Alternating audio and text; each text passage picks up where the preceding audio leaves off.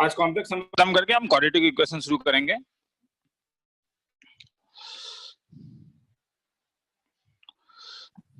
Sir आज complex नहीं होगा सर। कॉम्प्लेक्स नंबर्स खत्म करके अभी कॉम्प्लेक्स नंबर करवाऊंगा।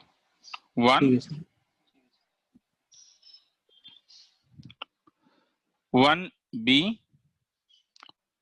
2 2 3 3 4 4 5 3 6 1 7 1 8 2 9 1। हाँ चलो ये इसका आंसर है।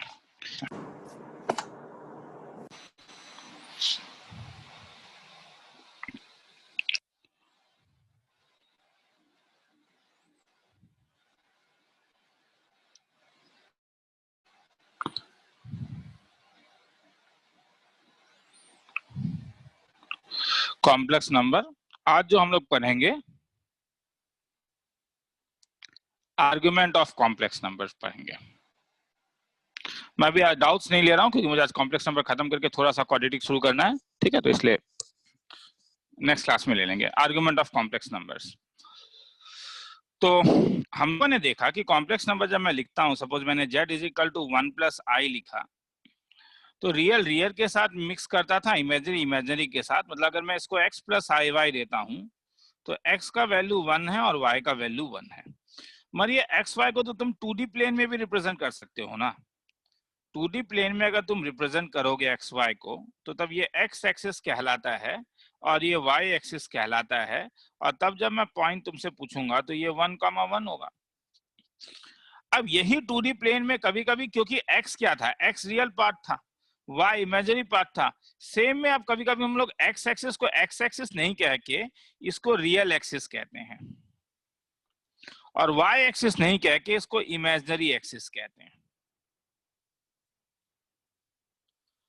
तब इस p को 1,1 नहीं दिखा के इसको 1 प्लस आई दिखा देते हैं। तो जब तुम x एक्सिस y एक्सिस कहते हो तो ये 2D प्लेन कहता है, और जब तुम इसे रियल एक्सिस और y एक्सिस कहते हो तब इसे हम लोग कॉम्प्लेक्स प्लेन कहते हैं, नहीं तो एर्गेंट प्लेन भी कहते हैं। अब मैं कुछ दिखाना चाहता हूं, देखो ये 1,1 है वो पॉजिटिव एक्स एक्सिस के साथ एक एंगल बनाता है π/4, और मॉड z जो होगा यहाँ पे वो √1² + 1² इक्वल टू √2 होगा। ध्यान से देखो ओपी का अगर लेंथ निकालोगे 2D से तो वो भी तो 0 - 1 का होल स्क्वायर प्लस 0 - 1 का होल स्क्वायर √2 ही मिलेगा, ठीक है। तुम लोग के बैच में मैंने थोड़ा सा आर्गुमेंट करवाया था, मुझे याद है, मगर क्योंकि थोड़ा जल्दीबाजी में कराया था तो चीजों को थोड़ा दोबारा करवा रहा हूँ। हाँ, तो हेंस इसको अगर मैं ओपी ले लूं, इसी को आर ले लूं, तो इससे आर से डिनोट किया जाता है, तो R is equal to OP is equal to √2 था। तो ये वाला जो पार्ट 1 आया था इसको तुम ओपी का वैल्यू तो 1 है तो इसलिए इसे cos π/4 बोल सकते हो। ये 1 है, अभी 1 ही लेता हूं, और इसे साइन बोल सकते हो, और ये √2 था। सॉरी मैंने गलती कर दिया, थोड़ा बड़ा डायग्राम बनाता हूं। तो मेरा क्या कहना है कि ये O है जो रियल है। अब मैं इसे रियल एक्सिस बोलूंगा, इसे इमेजिनरी एक्सिस बोलूंगा। जो पॉइंट था वो मेरा 1,1 था, मैंने ओपी का डिस्टेंस निकाला, मुझे √2 मिला। ये एंगल π/4 होगा क्योंकि ये वाला भी 1 है और ये वाला भी 1 है। 1 को मैं √2 cos π/4 बोल सकता हूँ, इसको मैं √2 sin π/4 बोल सकता हूँ। तो ये मेरे लिए x है और ये मेरे लिए y है। तो z मेरे पास y बोल रहा था, और अब मैं 1 के बदले इसको cos π/4 प्लस √2 i sin π/4। तो this implies z is equal to, अगर मैं √2 कॉमन ले लूं तो cos π/4 plus i sin π/4।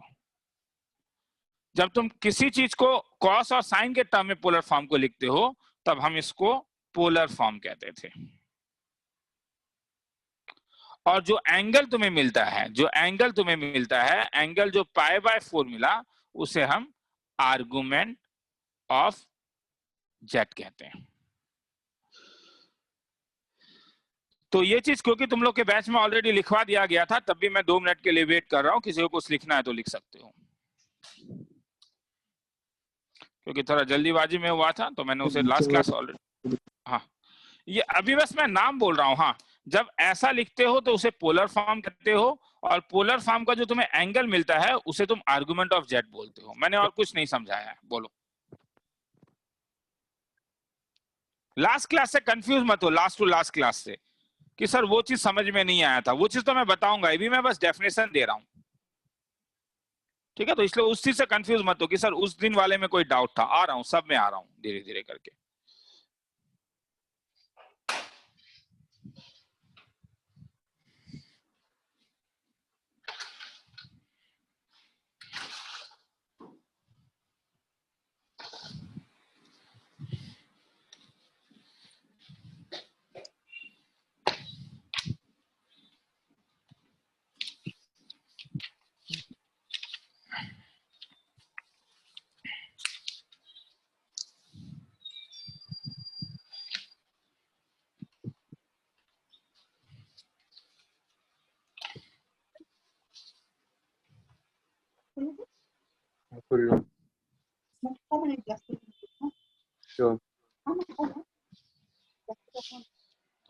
Mute कर लो अपने आप को बात करने से पहले।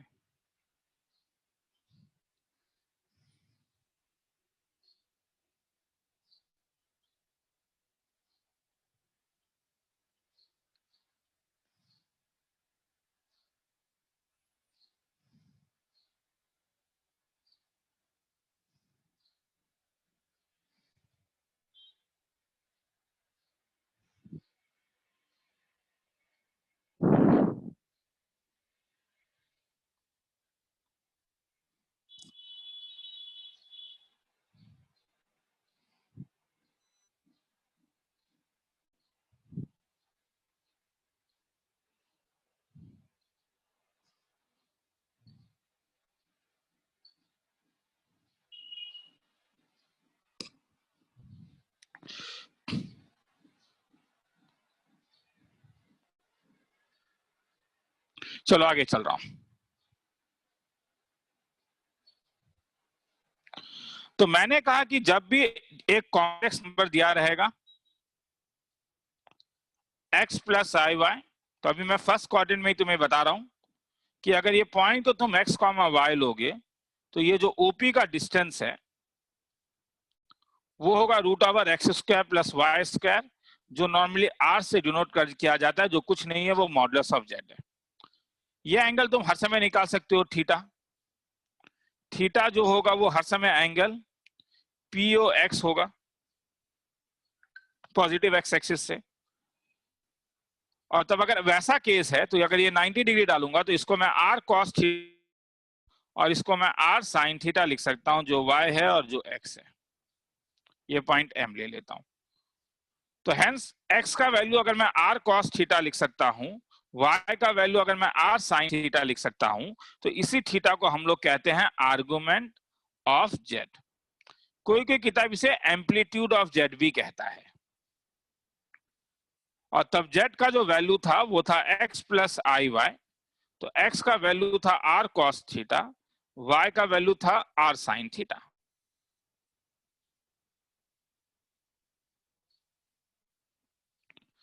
हेंस अगर मैं r कॉमन ले लेता हूं तो वो cos theta plus i sin theta होता है।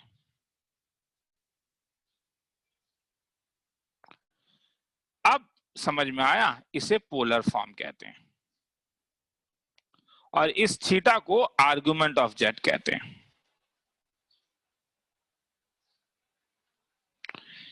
थीटा जो है वो, उसका एक रेंज है, वो -180 डिग्री से 180 डिग्री तक लाई कर सकता था। मतलब ये ट्रिग्नोमेट्रिक इक्वेशन जैसा नहीं है। इस टाइप से अगर इधर तक आओगे तो तुम्हें पाई मिलेगा, और इधर से अगर एंटी क्लॉकवाइज अगर घूमोगे तो माइनस पाई मिलेगा। इसलिए minus pi is less than argument of Z is less than equal to pi. दोनों साइड इक्वल टू नहीं दिया जाता है। रीजन ये है कि माइनस पाई और पाई जो है ये दोनों तुम्हें एग्जैक्टली सेम देता है एंगल। ठीक है, सेम एंगल क्योंकि वो दे रहा है तो किसी एक में इक्वल टू देने से होगा। तो मैं अब इंटरेस्टेड हूं कि आर्गुमेंट ऑफ जेड निकाला कैसे जाता है इस एल्गोरिथम में, क्योंकि अब अलग अलग जगह तो अलग चीज होगा। सपोज मेरे पास सेकंड क्वाड्रेंट है, Z is equal to -√3 plus i, तब तो मैं सेकंड क्वाड्रेंट में होऊंगा, तो मेरा जो पॉइंट होगा 2D में वो -√3,1 होगा, p -√3,1। तो मैं इसे ज्वाइन कर देता हूं, इसे ज्वाइन कर देता हूं, तो ये लेंथ √3 है, ये लेंथ 1 है, और ये एंगल जो है वो तुम्हारे पास π/6 है।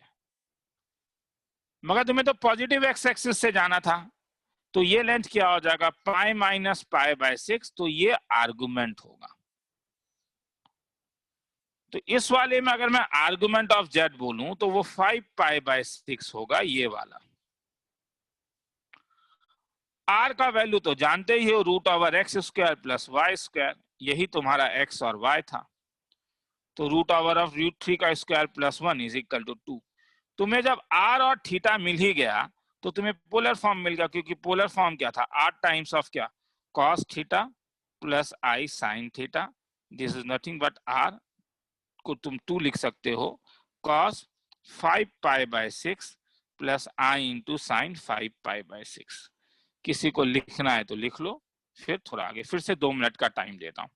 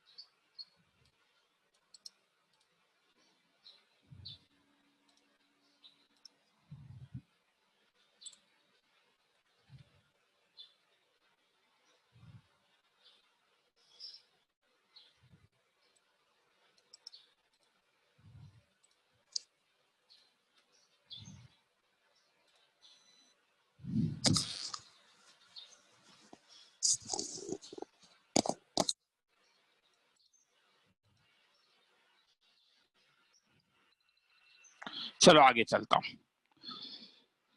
अब एक बार बार ये ठीक है, बार बार ये डायग्राम बनाने का जरूरत नहीं है, ठीक है।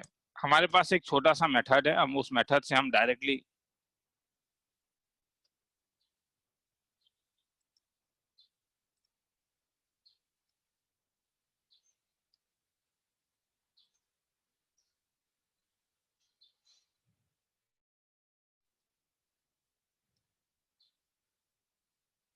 हो गया। चलो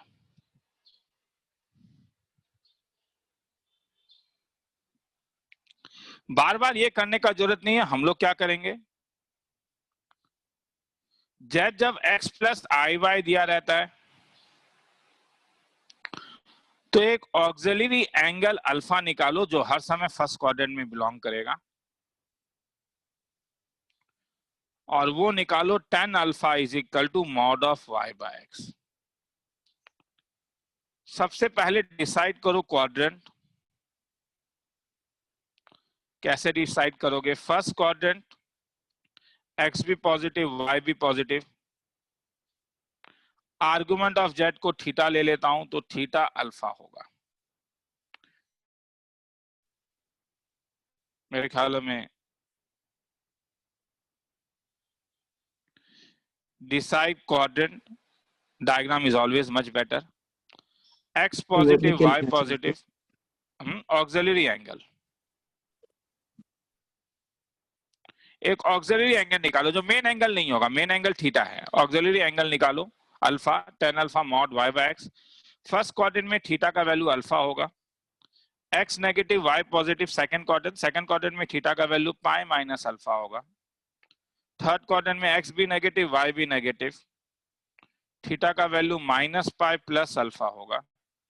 फोर्थ क्वाड्रेंट x पॉजिटिव और y नेगेटिव, तब थीटा का वैल्यू माइनस अल्फा होगा. एक बार इससे तो तुम्हें आर्गुमेंट ऑफ जेड आ गया. आर का वैल्यू तो हर समय पॉजिटिव होता है, root over X square plus Y square. Hence अब जेड को तुम लिख सकते हो R cos theta plus i sine theta. लिखने से पहले एक सम करा देता हूं तो ज्यादा बेटर है. जैसे अगर मैं कहूं कि suppose Z is equal to -1 minus i root 3, ठीक है. यहाँ पे तुमने देखा एक्स नेगेटिव है, वाई नेगेटिव है, तो मैं थर्ड क्वाड्रेंट में हूँ. ऑक्सिलरी एंगल tan अल्फा का वैल्यू निकालो, मॉड y बाय x मतलब tan अल्फा रूट 3, और tan अल्फा अगर रूट 3 है तो अल्फा का वैल्यू पाई बाय 3. क्वाड्रेंट 3 में तब आर्गुमेंट ऑफ जेड थीटा का जो फॉर्मूला था वो था तुम्हारे पास माइनस पाई प्लस अल्फा, तो minus pi plus pi by 3, तो हेंस थीटा का वैल्यू -2 पाई बाय 3. अगर आर्गुमेंट पूछ रहा है तो यहीं पे खत्म हो जाएगा. अगर पोलर फॉर्म पूछ रहा है तो आर भी निकाल लेना. X square plus Y square 2 है, जेड का value 8 times of cos theta plus i sine theta, तो this is 2 times of cos of -2 pi by 3 plus i sine of -2 pi by 3. Minus को बाहर मत निकालना, पोलर फॉर्म यहीं पे खत्म हो जाता है. तो पोलर फॉर्म यहीं पे खत्म हो गया. तुम्हें और पोलर फॉर्म अभी सीखने का जरूरत नहीं है. लिखना है तो लिख लो, इसमें हम और ज्यादा टाइम बर्बाद नहीं करेंगे. एक दो सम देख लेते हैं, कुछ अलग टाइप के कुछ और एक दो सम्स होते हैं वो दिखा देता हूं और उसके बाद आगे चलेंगे.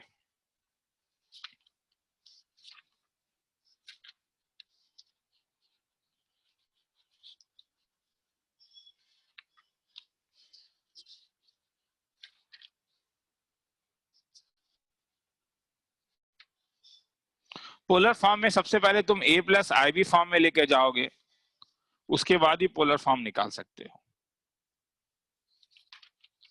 पोलर फॉर्म में जरूरी है कि पहले तुम a plus i B form में लेके जाओ और उसके बाद उसके ऊपर काम करो.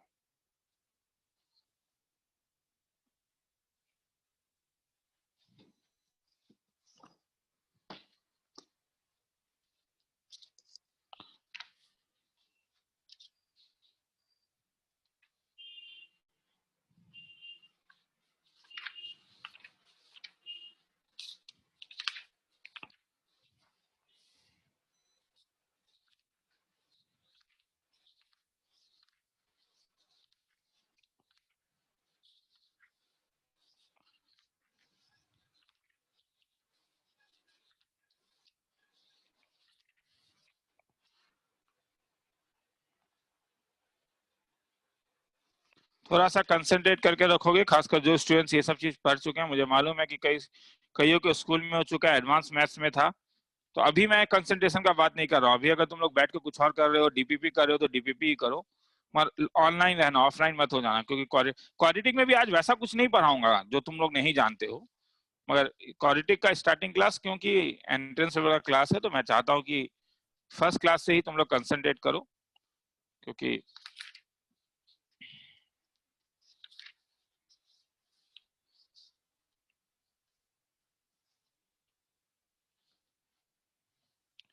चलो आगे चलता हूँ.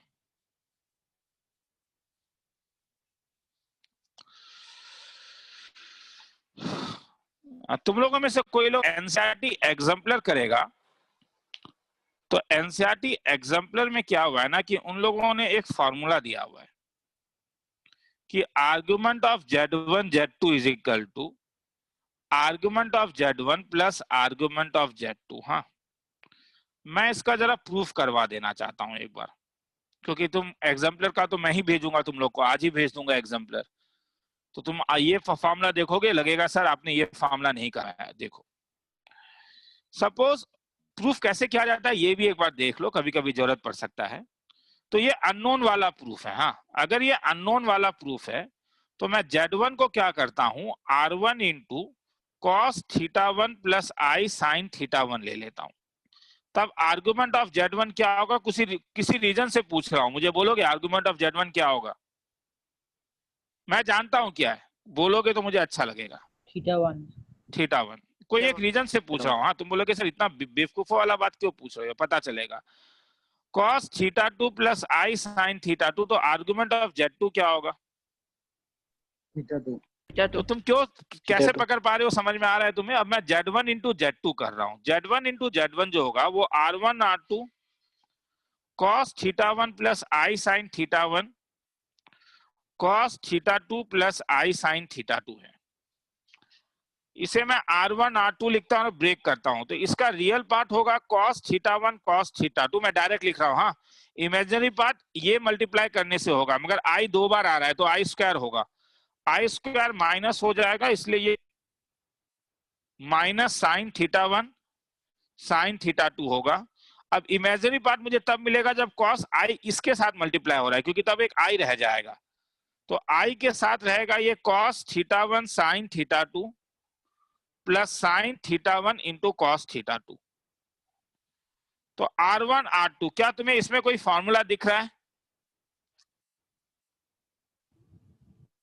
cos a minus cos a minus cos a plus b cos a plus b cos theta one plus theta two plus i, क्या इसमें कोई फॉर्मूला दिख रहा है? cos a minus cos cos theta a minus b minus नहीं, cos नहीं दिख रहा है, क्या साइन दिख रहा है? sin a plus sign theta one plus theta to. तो जैसे तुम लोगों ने मुझे यहाँ पे कुछ बोला, तो अब मुझे क्या बोल पाओगे, Z1 Z2 का आर्गुमेंट क्या हुआ? पहले बोलो, क्या पहले ये बोलो, क्या ये वाला फॉर्म पोलर फॉर्म है? पोलर फॉर्म का पैटर्न है, हाँ या ना?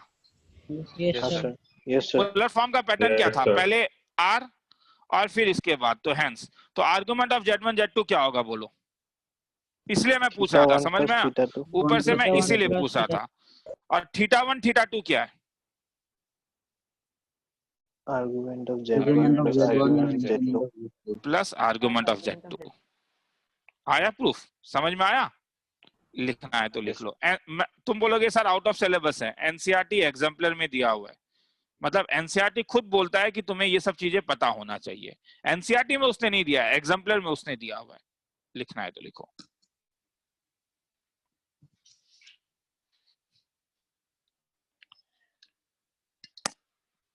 किसी को भी कुछ पूछना है तो पूछो, मगर विजिबल तो है ही कि क्या मैं कर रहा हूं।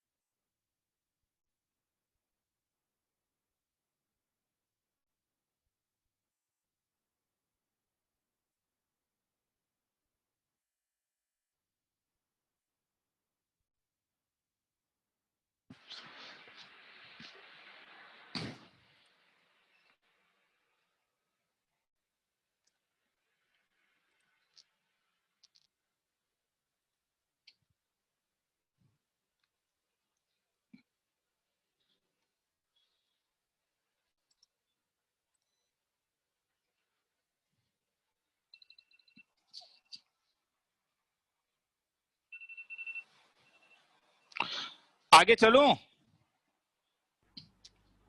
आगे चलूं? हाँ सर। Yes, sir.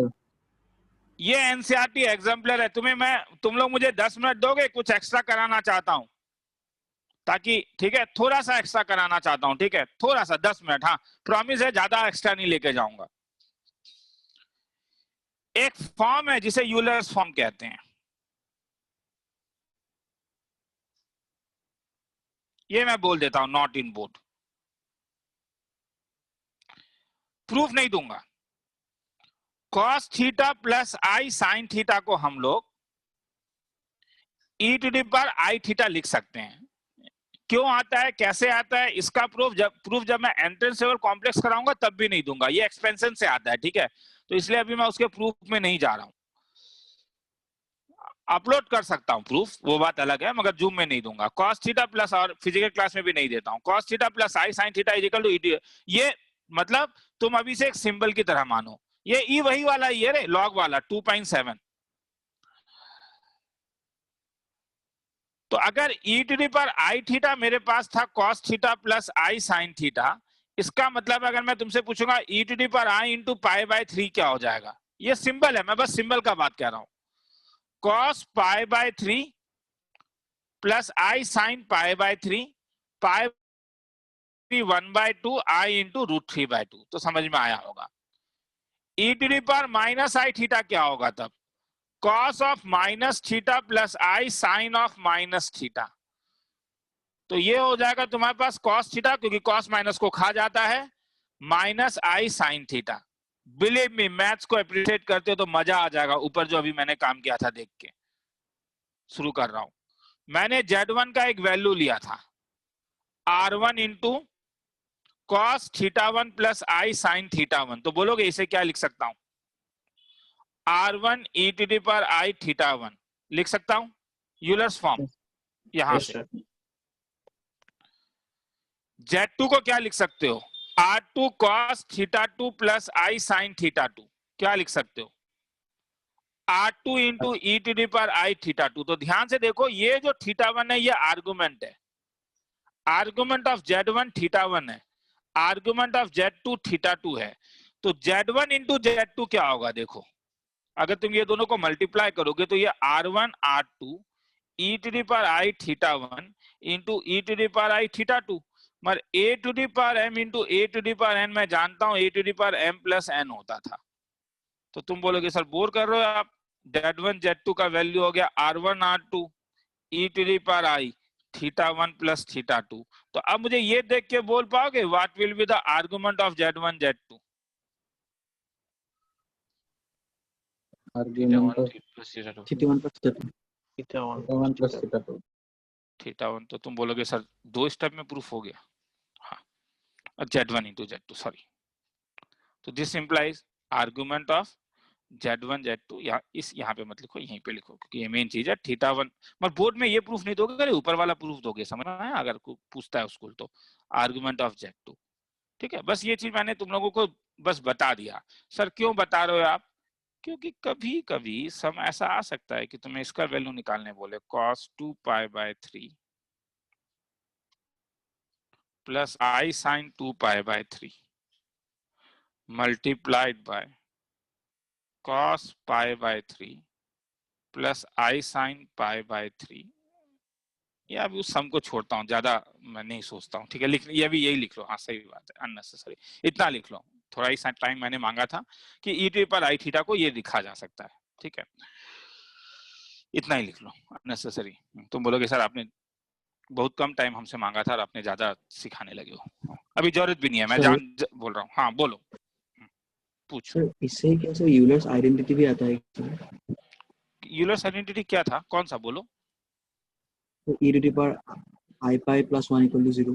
हाँ यही है, इससे तो कोई भी वैल्यू ले लो ना। e to the power i pi क्या हो जाएगा? e to the power i pi is equal to cos pi plus i sine pi. cos pi का वैल्यू -1, साइन पाई का वैल्यू 0, तो आंसर -1 है। आया? हाँ सर। हाँ समझ। हाँ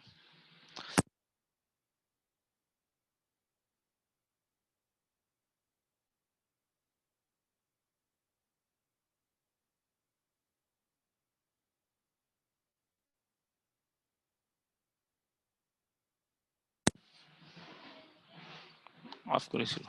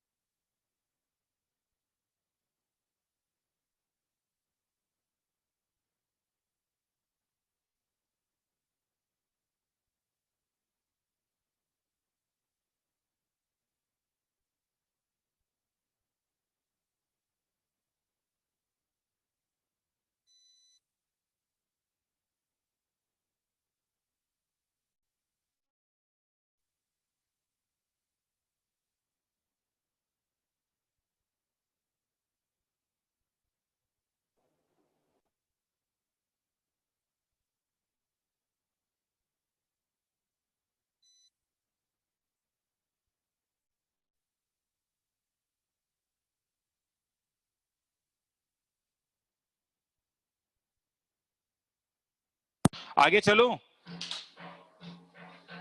Yes, sir. हाँ सर। ठीक है चलो। Yes, sir.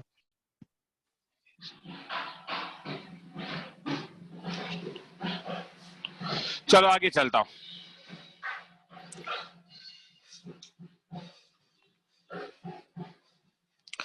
तो रिजल्ट याद रखोगे अभी जो मैंने बताया। Argument of Z1 Z2 is equal to argument of Z1 plus argument of Z2। अरे यार आज ड्रम थोड़ा ज्यादा बज रहा है मेरे रूम में, क्लास यहाँ पे।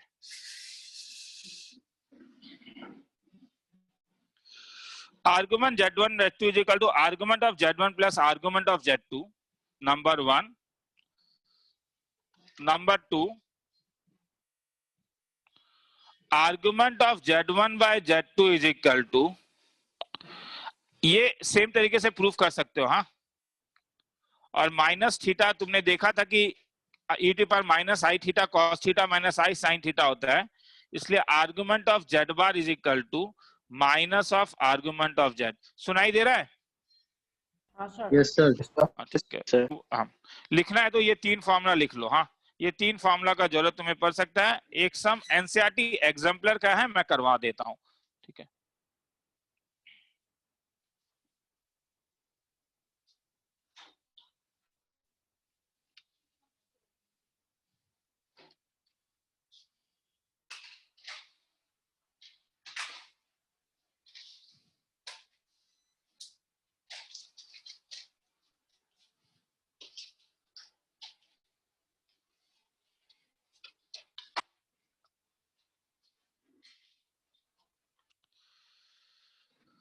चलो आगे चल रहा हूं तब।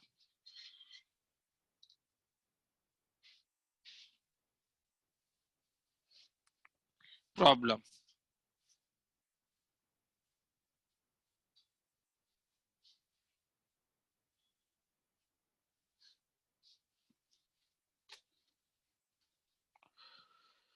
इफ, थोड़ा लंबा समय नए पेज से करवाता हूं। If Z1 and Z2 both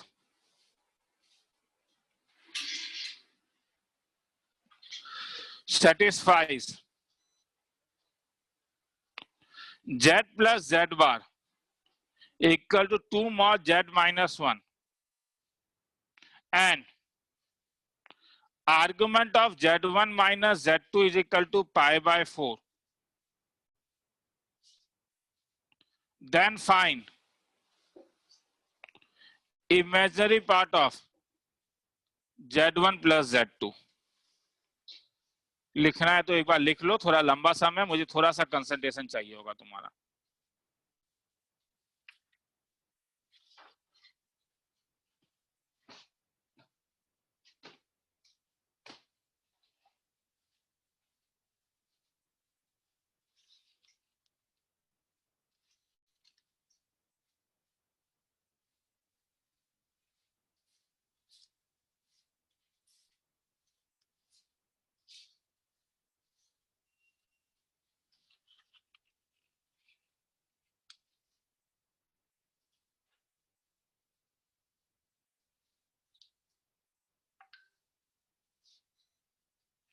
चलो आगे चल रहा हूं। हाँ, तो अननोन है तो भैया तरीका तो मेरे पास एक ही है, मेरे पास तो ज्यादा तरीका है नहीं कि Z1 Z2 इसे सेटिस्फाई कर रहा है। तो लेट Z का value x plus i Y ले लेता हूं। तो इंफॉर्मेशन मेरे पास है, ये वाला इंफॉर्मेशन का बात कर रहा हूं। Z plus z bar equal to 2 times of mod of Z minus 1। तो ये हो जाएगा x plus i y plus x minus i y 2 times of x plus iy minus 1. So this can be written as twice x is equal to 2 times of x minus 1 plus iy. So this can be written as x is equal to mod of x minus 1 plus iy. mod का मतलब हम जानते हैं square root of real part का square plus imaginary. देखो इसमें कुछ ऐसा समझाने वाला है नहीं, Z1 Z2 रूट है इसका। हाँ, और argument of Z1 minus Z2 कुछ दिया हुआ है, तो मैं सबको धीरे धीरे यूज करूंगा। तो पहले मैं क्या कर रहा हूं, यहां से क्योंकि मुझे इमेजिनरी और रियल पार्ट निकालना है और अननोन वाला तो केस है ही, तो जो तरीका था हमारा जो एल्गोरिथम का कि Z को x प्लस आई वाई लाके देखते हैं। तो अगर मैं दोनों साइड स्क्वायर करूं तो x माइनस 1 का whole square plus Y square मुझे मिलेगा, और अगर इसे ब्रेक करूं तो x square equal to x square minus twice x plus 1 is equal to y plus Y square. इसे कैंसिल कर देता हूं तो twice x is equal to y square plus 1 मिलेगा। अब ध्यान से देखो, सिंगल स्क्रीन में ये थोड़ा प्रॉब्लम होता है, मुझे दोबारा ऊपर जाना होगा। कह रहा है कि Z1 Z2 इसे सेटिस्फाई कर रहा है। अब Z1 Z2 भी तो भैया अननोन है, तो मैं ले रहा हूं let Z1 is equal to x1 plus i y one, Z2 is equal to x2 plus i y two, और कह रहा है ये इसे सेटिस्फाई करेगा। तुम बोलोगे सर इस इक्वेशन को सेटिस्फाई नहीं कर रहा था, आपने गलत बोला, इसे कर रहा है। बात तो बराबर है ना रे। अगर इसे सेटिस्फाई करके मैं x1 x2 लिखूं तो मुझे अल्टीमेटली फाइनल रिजल्ट तो यही मिलेगा। मतलब इसके जो रियल और इमेजिनरी पार्ट हैं, इसके जो रियल और इमेजिनरी पार्ट्स हैं वो इसे सेटिस्फाई करेंगे। तो इसका रियल और इमेजिनरी पार्ट x1 y1 है, तो इसलिए फॉर Z1 तुम्हें क्या मिलेगा, फॉर Z1 तुम्हें मिलेगा twice x1 is equal to y1 square plus 1, और फॉर Z2 क्या मिलेगा, फॉर Z2 तुम्हें मिलेगा twice x2 is equal to y2 square plus 1। अभी मैं इसको यहीं पे छोड़ रहा हूं। कुछ और एक इंफॉर्मेशन दिया हुआ है, देखो ये इंफॉर्मेशन दिया हुआ है, argument of Z1 Z2 equal to pi by 4। एकदम गलत एक चीज दिया हुआ है एग्जाम्पलर में, क्योंकि हम जानते हैं कि आर्गुमेंट हर समय टेन थीटा के टर्म में नहीं होता है। तो क्वेश्चन में ये चीज देना चाहिए था कि Z1 Z2 जो है वो फर्स्ट क्वाड्रेंट में लाई कर रहा है। मतलब ये क्वेश्चन में देना चाहिए था कि Z1 माइनस Z2 जो है वो फर्स्ट क्वाड्रेंट में लाई कर रहा है, क्वेश्चन में नहीं दिया हुआ है, जो क्वेश्चन का गलती है, उसमें मैं कुछ नहीं कर सकता हूं। तो अब और एक इंफॉर्मेशन दिया हुआ है, थोड़ा लंबा सम हो रहा है मैं जान रहा हूं। Argument of Z1 minus Z2 is equal to pi by 4। First quadrant में आर्गुमेंट का क्या खेला था, फर्स्ट क्वाड्रेंट में आर्गुमेंट का जो खेला था वो तो ये था, थोड़ा सा कंसंट्रेट करोगे ठीक है, क्योंकि मैं ज्यादा सम अब नहीं कराऊंगा, केवल x प्लस आई वाई, ये x है और ये y है। तो टेन थीटा जो था वो y बाय x था, y का मतलब इमेजिनरी पार्ट, x का मतलब रियल पार्ट। तो मैं Z1 माइनस Z2 को क्या डाल सकता हूं, क्या इसे रियल और इमेजिनरी में ये x1 minus x2 plus I times of y1 minus y2 नहीं आएगा? हाँ सर आएगा। तो अब मुझे जरा माइक्रोफोन से बोलोगे कि बोलोगे इसका आर्गुमेंट क्या होगा अगर ये फर्स्ट क्वाड्रेंट में लाई कर रहा है, जो क्वेश्चन में नहीं दिया हुआ है, जो गलत है। ठीक है, हालांकि पाई बाय 4 दिया हुआ है तो वो फर्स्ट क्वाड्रेंट में ही होगा, ठीक है, वो चीज वहां से क्लियर कट है। तो मुझे बोलोगे कि argument of Z1 minus Z2 क्या है, क्या होगा यहाँ पे? हाँ टेन थीटा, ठीक है, 10 पाई बाय 4 वो तो दिया हुआ है, मगर अगर मैं यहां से लिखूं तो क्या होगा? सॉरी, अगर मैं ये पाई बाय 4 दिया हुआ है, मैं गलत क्वेश्चन पूछा हूं, तो 10 पाई बाय 4 क्या होगा बोलो ना, अगर ये आर्गुमेंट है तो क्वेश्चन में। हाँ, तो 10 पाई बाय 4 जो दिया हुआ है, ठीक है, वो मैं वापस ले रहा हूँ, क्वेश्चन में पाई बाय 4 दिया हुआ है तो वो चीज दिया हुआ है कि ये फर्स्ट क्वाड्रेंट में, ये नहीं देने से भी चलेगा। हाँ, तो 10 पाई बाय 4 वो नहीं देने से भी चलेगा, तो बोलोगे क्या होगा 10 pi by 4? Imaginary minus real, y1 minus y2 by क्या, x1 माइनस x2। तो हेंस क्या मिला, x1 10 पाई बाय 4 का वैल्यू 1 होता है, तो क्रॉस मल्टीप्लाई करूंगा तो y1 minus y2 10 pi by 4 1 होता है। अब ध्यान से देखो, खेला खत्म हो गया। इसका नंबर, इसे 1 लेता हूं, इसे 2 लेता हूं और इसे 3 लेता हूं, तीनों को लिख देता हूं। 1 से मुझे मिला twice x1 equal to y1 square plus 1। 2 से मुझे मिला twice x2 is equal to y2 square plus 1।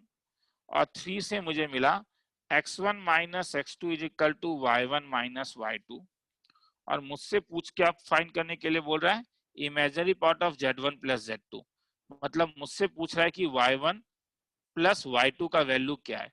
मुझे कोई बोलेगा मैं क्या करूंगा, अच्छा लगेगा बोलोगे तो 1 से 2 माइनस करके 3 से डिवाइड। पता ही चल रहा है नहीं क्या, अरे इसमें दिख ही रहा है ये चीज ना। अरे 1 2 है तो 1 माइनस 2 करोगे तो क्या होगा, x1 minus x2 is equal to y1 square minus y2 square. तो हेंस क्या मिला तुम्हें, x1 minus x2 is equal to क्या, y1 प्लस y2 इंटू कितना, y1 माइनस y2। इसे नंबर 4 ले लेता हूं, मगर मुझे मालूम है x1 minus x2 y1 minus y2 same है फ्रॉम 3, मैं दोनों को कैंसिल कर सकता हूं। मैंने कैंसिल 3 से किया, तो हेंस क्या आया, y1 plus y2 is equal to 1। NCERT exemplar का सम है, ठीक है, तो इसलिए, और ये एग्जाम में कभी आएगा तो 6 मार्क्स में आएगा, मगर दिल खुश कर देता हूं, खुश नहीं, मुझे कारण में ये दुखी का ही बात होना चाहिए कि कोविड-19 के कारण पोलर फॉर्म इस साल सीबीएसई ने हटा दिया है। एग्जाम स्कूल में हो सकता है नहीं आए, तो इसलिए सम आने का चांस अब कम है। लिखना है तो लिख लो, ये लास्ट सम मैं करा रहा था। अब मैं तुम्हें एक चीज बताना चाहता हूं, ठीक है, क्योंकि मैंने एक चीज सोचा है। हाँ, जरा मैं टाइम लूंगा, तुम लोग सुनो ध्यान से, क्योंकि अब मैं क्वाड्रेटिक में आ रहा हूं जहां पे लंबे लंबे सम्स होंगे। जैसे तुमने कॉम्प्लेक्स में भी ये सम देखा, थोड़ा सा टाइम ले रहा हूं तुम्हारा। हाँ, देखो क्या था ना कि मैंने ये शुरू किया था, तुमने देखा था कि सर आप जो टॉपिक पढ़ा रहे हो उसी चीज को मैं YouTube में समझा के अपलोड भी कर रहा था, जैसे ट्रिग्नोमेट्री। एक तो ये बहुत टाइम कंज्यूमिंग था, और दूसरा मेरा जूम का क्लास अटेंड कर चुके थे उनके लिए YouTube में देखने लायक कुछ भी नहीं रहता था, क्योंकि सेम चीज को मैं वहां पे रिपीट करता था, तो मेरा डबल मेहनत भी होता था। और जो लोग क्लास, चाहे क्लास कर रहे हो या मेरा आज तुम YouTube में देखोगे, जहां से भी देखो, मैं जब इसे अपलोड करूंगा कोई फायदा नहीं था। तो मैं थोड़ा सा अलग चीज करूंगा। मैं 100% श्योर हूं कि क्लास में 50% स्टूडेंट होंगे जिन्हें ये अभी अच्छे से समझ में नहीं आया। रीजन ये है कि ये 2 स्क्रीन में चला गया है। ऊपर वाला स्क्रीन दिखता नहीं है जब नीचे वाले स्क्रीन में करता हूं, नीचे वाला स्क्रीन दिखता नहीं है जब ऊपर वाले स्क्रीन में करता हूं। सर यहाँ पर 2 होगा क्या सर? हाँ, कहाँ पे बोलो, last step two sir, two two two x1 two two two minus करूंगा तो मैंने गलती किया। ये 2 तो होगा ही, थैंक्स। ये 2 होगा, ये 2 होगा, ये 2 होगा, थैंक्स। हाँ, तो मैंने अब एक चीज सोचा, मैं ये करूंगा, ठीक है। जैसे मुझे कॉम्प्लेक्स नंबर मैंने बोर्ड लेवल में तुम्हें पढ़ा दिया, क्योंकि मैंने तुम्हें यूलर्स फॉर्म भी पढ़ा दिया, मुझे एक दो चीज तुम्हें एक्स्ट्रा पढ़ाने का मन है, वो मैं जूम में नहीं करूंगा। उसका मैं, उस वीडियो का नाम मैं टॉप अप वीडियो दूंगा। टॉप अप वीडियो में तुम्हें जो चीज मिलेगा उस टाइप के सम्स को हो सकता है हमने जूम में नहीं किया होगा, तो कृपया करके अब देखोगे। हाँ, इस वाले चीज को मैं हटा रहा हूं कि मैं अपने, ठीक है, एक ही चीज को मैं 2-3 बार रिपीट कर रहा हूं, मैं भी बोर हो जाता हूं। जूम में मतलब 2 क्लास में तुम्हें पूरा कंसंट्रेशन के साथ पढ़ाता हूं, उसके बाद यूट्यूब में सेम चीज अपलोड करने में बहुत ज्यादा बोर हो जाता हूं मैं, कि क्यों कर रहा हूं, क्योंकि बंदे लोग तो ऑलरेडी कर ही चुके हैं, मुझे मकसद ही नहीं दिख रहा था उसमें कुछ। मगर इसमें मुझे मकसद दिख रहा है कि अगर मैंने आज तुम्हें यूलर्स फॉर्म बता दिया, मैंने अगर पोलर फॉर्म बता दिया, तो क्या जाता है अगर मैं YouTube में यूलर्स और पोलर फॉर्म का 5 सम अच्छा और करवा दूं तो, और नीचे 5 सम तुम्हें करने के लिए दे दूं, तब तुम लोगों में से कोई मुझे ये भी नहीं बोल पाएगा सर बोर्ड लेवल में ये नहीं है तो आपने क्यों कराया। अरे YouTube में देखना है, जिसे देखने का मन है तो ठीक है, तो you will get the link. Okay, अब लिखना है तो लिख लो इसको। हाँ, तो ऐसे कुछ लंबे लंबे का मेरे पास कलेक्शन है। या यूलर्स फॉर्म का बड़े अच्छे अच्छे एप्लीकेशन का कलेक्शन है, जीपी के साथ मिलके देता है, ज्योमेट्रिकल प्रोग्रेशन हमने थोड़ा पढ़ा हुआ है। तो वो काम मैं करूंगा और उस काम के लिए मुझे वीडियो अपलोड करने में मेरे अंदर एक एनर्जी आएगा, ठीक है। क्योंकि जब मैं देखो जूम का क्लास नहीं कर रहा था तब मैं वीडियो अपलोड बड़े आराम से कर रहा था, क्योंकि मेरे अंदर एक एनर्जी था। मगर जूम में पढ़ने के बाद बिलीव मी, सेम चीज को यूट्यूब में और एक बार अपलोड करने में मतलब माथा पागल हो जाता है, मतलब बोरिंग हो जाता है, वो फीलिंग नहीं आता है, ठीक है। तो चलो, तो इसीलिए अब अगर तुम्हें कभी यूट्यूब का लिंक मिलेगा मेरा इन्फिनिटी फॉर मैथ्स में इंटरेक्टिव क्लास का, तो याद रखना वो क्लास बकवास, सर आपने बोर कर दिया, जो चीज आपने पढ़ाया था वही आप अपलोड कर रहे हो, नहीं, वो बकवास नहीं होगा, उसमें तुम्हारा कुछ जानने वाला चीज होगा। देखोगे तो तुम बोलोगे हाँ सर आज हमने कुछ सीखा है। लिखना है तो लिख लो, टाइम देता हूं थोड़ा सा।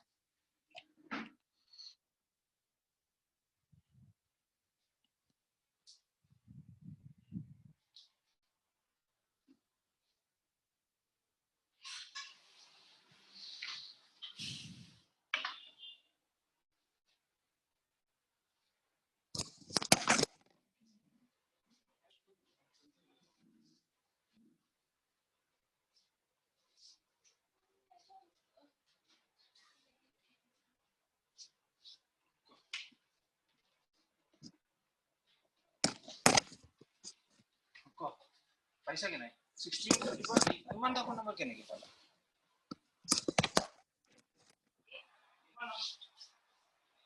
तू पावर फूड लिस्ट है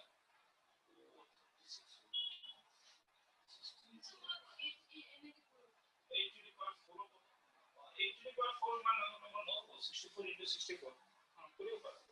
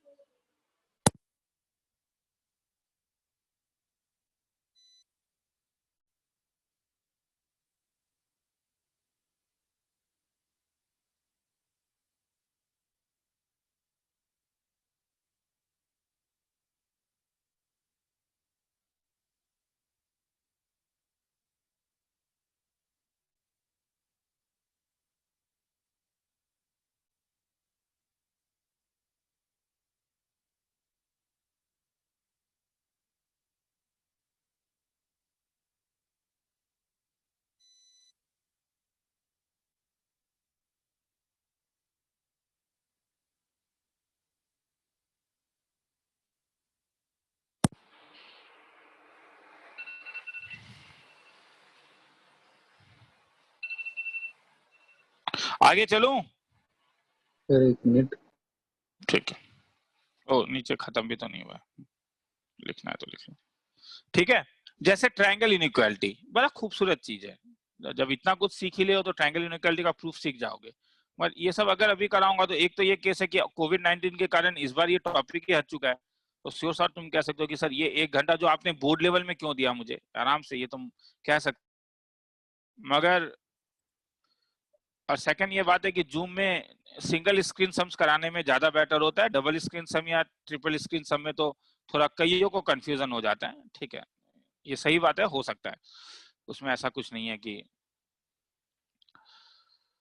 तो अब मैं खेला शुरू करता हूं क्वाड्रेटिक इक्वेशन का।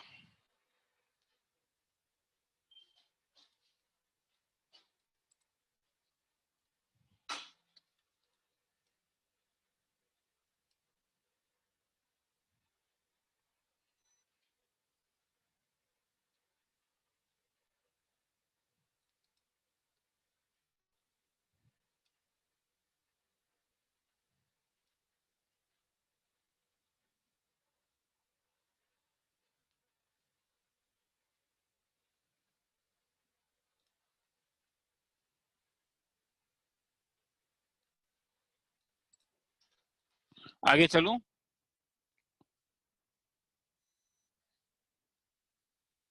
Yes, sir. Yes, sir. Yes, sir. चलो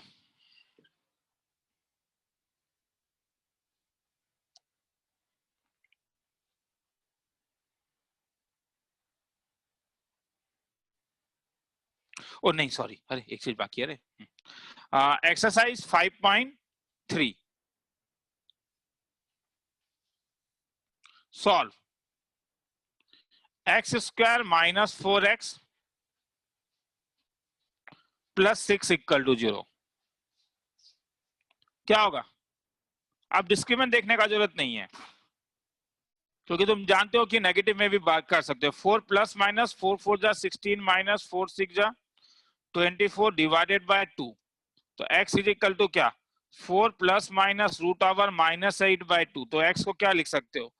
4 प्लस माइनस 2 रूट 2 बाहर आ जाएगा, -1 के कारण आई डिवाइडेड बाय 2। किसी को डाउट? हाथ एक बार उठा के देख, हाथ उठाओ जितने को डाउट नहीं है, मुझे देखना है। मुझे मालूम है इसमें डाउट वाला बात नहीं है। हाँ ठीक है, इसलिए ठीक है। तो ये एक्सरसाइज 5.3 है मेरे ख्याल में, या 5 जो भी नाम है मुझे यार पता नहीं है, 5.3 या 5.4 जो भी होगा। तो z is equal to 2 plus minus root 2 i. वैसे आई के साथ भी क्वेश्चन आ सकता है कि जैसे पूछेगा कि सॉल्व करो। जरा ध्यान से देखो रे, रूट बड़ा अच्छे फॉर्म में मिल रहा है। 2 प्लस माइनस 2 आई, इसका 2 रूट मिला। एक रूट 2 प्लस रूट 2 आई मिला और एक क्या मिला? 2 minus root 2 i. They are in conjugates. हाँ ये कॉन्जुगेट में मिला है, ठीक है, क्योंकि कोफिशिएंट्स रियल है। वैसे ही कभी कभी मगर ऐसा भी हो सकता था कि एक्स स्क्वायर माइनस आई एक्स प्लस 4 को सॉल्व करो। तो तुम बोलोगे एक्स इज इक्वल टू, अब मुझे बोलो इसे कंपेयर करोगे ना, किसके साथ कंपेयर करोगे? इसे कंपेयर करोगे A X square plus B X plus C के साथ। तो कंपेयर करके ए का वैल्यू क्या आया? 1। बी का वैल्यू क्या आया? माइनस आई। सी का वैल्यू क्या आया? 4। तो बोलो एक्स का वैल्यू क्या था? Minus B plus minus root over of क्या? B square minus 4ac divided by 2। तो x का वैल्यू क्या हो जाएगा? माइनस बी का मतलब i plus minus b square. तो आई स्क्वायर क्या हो जाएगा? माइनस आई का होल स्क्वायर माइनस 4। ac का मतलब 1 इंटू 4। तुम बोलोगे सर बहुत बोर कर रहे हो आप, तो ट्वाइस a था ना, तो ट्वाइस i हो जाएगा। सॉरी, ट्वाइस इंटू 1, i तो 1 है। तो x का वैल्यू हो जाएगा i प्लस माइनस कितना? माइनस 15। तो रूट ओवर 15 निकालो, माइनस होने के कारण एक i डिवाइडेड बाय 2। तो ये इसके रूट्स होंगे। एक बार प्लस लेना है, एक बार माइनस ले लेना। किसी को लिखना है तो लिख लो, 2 मिनट का टाइम देता हूं, ठीक है। और उसके बाद फिर हम शुरू करेंगे क्वाड्रेटिक इक्वेशन एंट्रेंस लेवल। तो बोलोगे सर इसमें तो कुछ है नहीं, तो मैं भी जानता हूँ। हाँ कभी कभी हो सकता है कि रूट ओवर में तुम्हें स्क्वायर रूट निकालने का जरूरत पड़े, वो लास्ट क्लास में करवा दिया गया है, तो उस वाले में हम लोग अब ज्यादा इंटरेस्टेड नहीं है।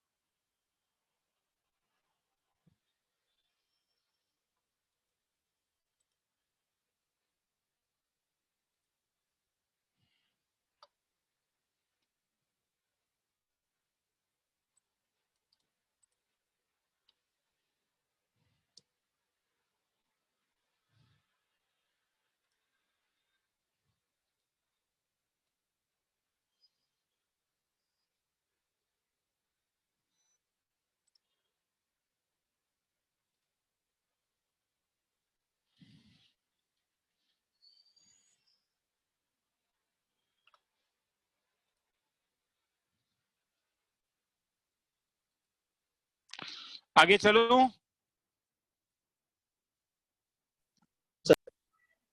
हाँ Yes, sir. चलो चलो ठीक है।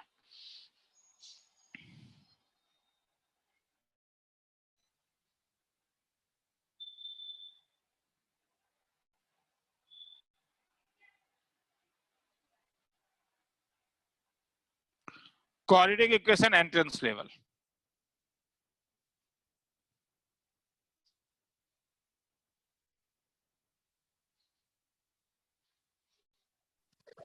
सर इसके लिए अलग कॉपी ले लूं कैसे? ले लो आराम से, ठीक है, वेट कर लेता हूँ। कोई तुम लोग में से, हाँ, मैं क्लास में भी देखता हूँ बंदे लोग अलग अलग कॉपी बनाते हो, बोर्ड के लिए अलग बनाते हो, एंट्रेंस के लिए अलग बनाते हो, तो ठीक है चलो लेके आ जा, मैं वेट कर रहा हूँ थोड़ी देर के लिए।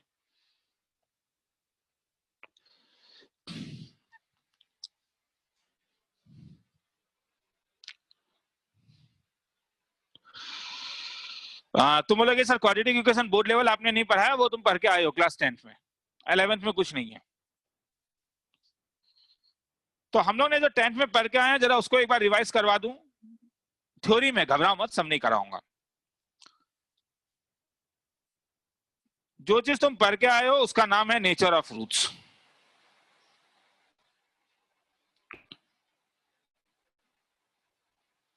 सम प्रोडक्ट ऑफ रूट्स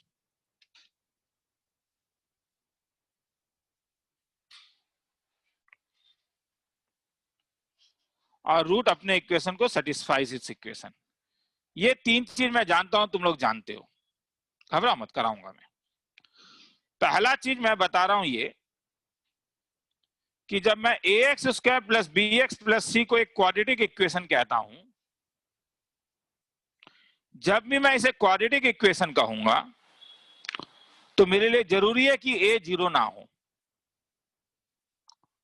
और तब मैं इसका रूट अगर निकालूंगा तो minus B plus minus root over of B square minus 4ac divided by twice A होता है। हम ये भी जानते हैं कि ax square plus bx plus c is equal to 0 का अगर दो रूट अल्फा बीटा है तो ax square plus bx plus c जो है, तब सम ऑफ द रूट जो था वो माइनस b बाय a था, प्रोडक्ट ऑफ द रूट जो था वो c बाय a था, और हम इसको फैक्टराइज कर सकते हैं, मतलब इसे a times of x minus alpha into x minus beta लिख सकते हैं। सेकेंड, हम नेचर ऑफ द रूट में जानते थे कि अब मैं बार बार ये चीज नहीं लिखूंगा, बड़ा बोरिंग चीज हो जाता है, A not equal to 0 by default, तुम जानते हो कि ये हर समय होगा। हम जब इसका डिस्क्रीमेंट निकालते थे तो डिस्क्रीमेंट आता था बी स्क्वायर माइनस 4ac। पहला केस में अगर d ग्रेटर देन 0 था तो both roots are real and distinct. A b, और जितना भी सम है सब में ए बी रियल नंबर होगा, सब में, हाँ सब में ए बी रियल नंबर होगा। अभी मैं जो भी बोल रहा हूं d इज इक्वल टू 0 जो है, इसके लिए जरूरी नहीं है, ये सब में लगता है, इसके लिए जरूरी नहीं है, ये हर एक के लिए ट्रू होता है। रूट्स रियल एंड इक्वल होता है, और d लेस देन 0 में रूट्स आर कॉम्प्लेक्स। तो तुमने अभी एक चीज देखा था, अगर ए बी सी रियल है तो कॉम्प्लेक्स रूट कैसा दिखता है, कुछ देखे थे? अगर एक root alpha plus i beta है तो दूसरा root alpha minus i beta. ठीक है, तो ये देखो दिखा दिया है तुम लोग को मैंने ऊपर, हाँ, अल्फा माइनस आई बी, मतलब roots are complex then they occurs in conjugate pair हर समय। मैं फिर से बार बार कह रहा हूं, only if A B C real हो और ए 0 ना हो। किसी को लिखना है तो ये पेज लिख लो, तुम बोल सकते हो कि सर सब कुछ जानते हैं, मगर एज अ टीचर मैं तो टाइम दूंगा, ठीक है, 2 मिनट का टाइम दे रहा हूं, लिखना है तो लिख लो। बिलीव में मजा आ जाएगा, बाद में जाकर थोड़ा टफर होता है ये टॉपिक, और यहाँ पे मेरे लिए इंपॉर्टेंट है वो टॉप अप क्लास करना रे, क्योंकि ग्राफ जब मैं सम्स करवाऊंगा ना तो वो सब बहुत लंबे सम्स हो जाते हैं, 3-3 पेज वाले सम्स हो जाते हैं। उस सम्स को अगर मैं जूम में खींचूंगा ना तो मुश्किल हो जाएगा, तुम लोग को नहीं बता पाऊंगा। अभी मैं रिसेंटली एओडी पर एप्लीकेशन ऑफ डेरिवेटिव पढ़ा रहा था, ग्राफ, क्लास 12th में, वहां पे मैंने देखा ये लंबे सम्स को जब करवाया जाता है तो मतलब बड़ा मुश्किल होता है जूम में करवाना। उसके लिए इम्पोर्टेंट है कि वाई बोर्ड में ही समझाया जाए। सर बोलते जा, सुन रहा हूँ। सर अगर एक रूट सर मतलब a plus root b form आता है तो सर अगला root a minus root b में हमेशा वो मैं आएगा। आऊंगा वो मगर तभी होगा अगर एबीसी रैशनल है, वो रियल के लिए नहीं होगा। ठीक है सर।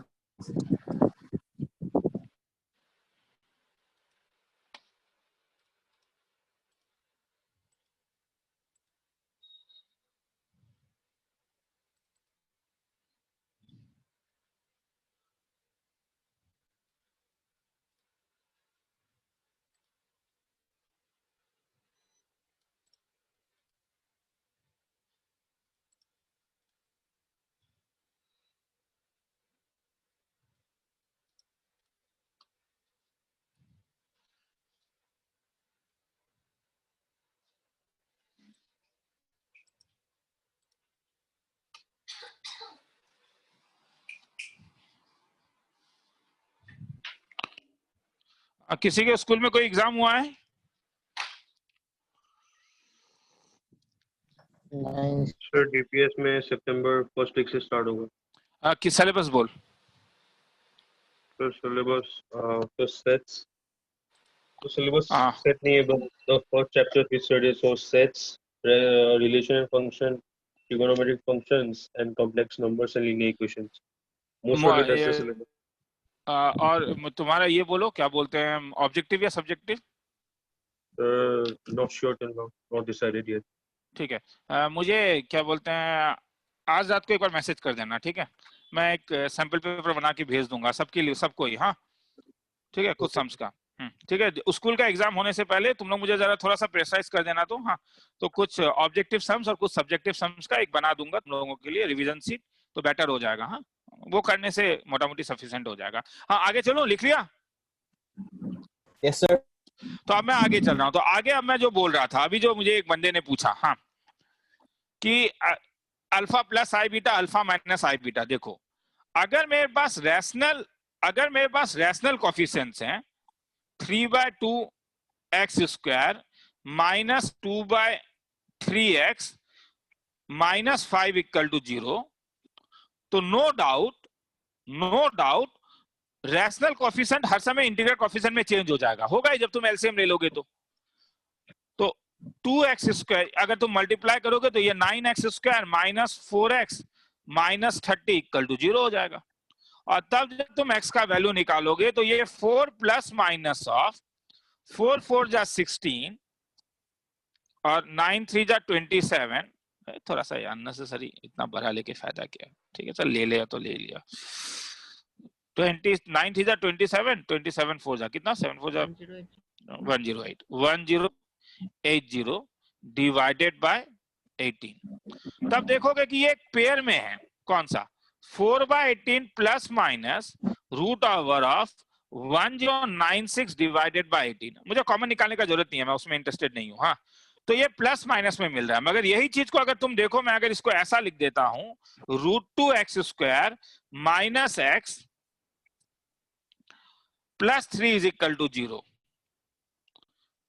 तब x का वैल्यू 1 प्लस माइनस 1 माइनस 4 3 जा 12, इसको माइनस ले रहा हूं, ये सब लिखने का जरूरत नहीं है, बस मैं दिखाना चाह रहा हूं। ठीक है, माइनस x, छोड़ो यार, एक मल्टीप्लाई करके दिखा देता हूं। सपोज एक फंक्शन है जिसका रूट -√2 और 2 है, ये जस्ट बेटर है।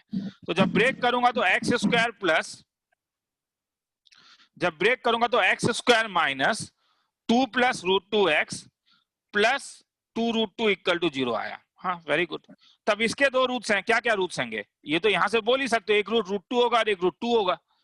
यहाँ पे ऐसा नहीं हो रहा है, देखो ये पेयर में नहीं है, मगर यहाँ देखो ये पेयर में है।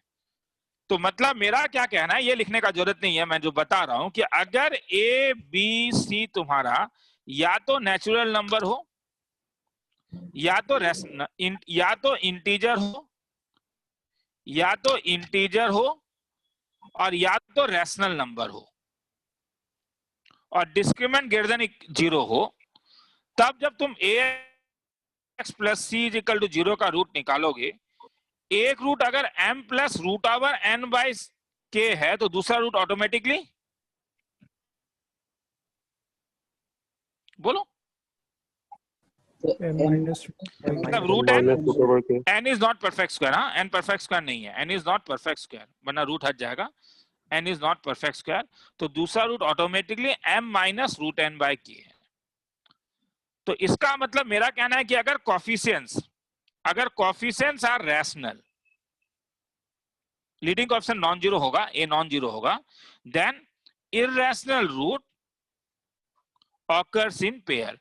इसका भी नाम मैं कॉन्जुगेट दे रहा हूं, ऑकर्स इन कॉन्जुगेट पेयर्स। तुम बोलोगे सर किताब में कॉन्जुगेट नहीं लिखा रहता है, अरे ये तुम्हारा और मेरे बीच का डेफिनेशन है, किताब का डेफिनेशन ये नहीं है। मतलब एग्जांपल, अगर एक रूट 2 प्लस रूट 3 है तो ऑटोमेटिकली दूसरा रूट क्या हो जाएगा, 2 माइनस रूट 3। किसी को लिखना है तो लिख लो, फिर आगे चलते हैं। अब इसमें हाहाकार मत करना कि सर ये कॉन्जुगेट नहीं है, मुझे भी मालूम है, कोई एक नाम दे रहा हूं ताकि तुम भूलो ना। नाम देने से सबसे अच्छी बात होता है कि हमें याद रहता है, इसीलिए हम आदमी का नाम रखते हैं ना।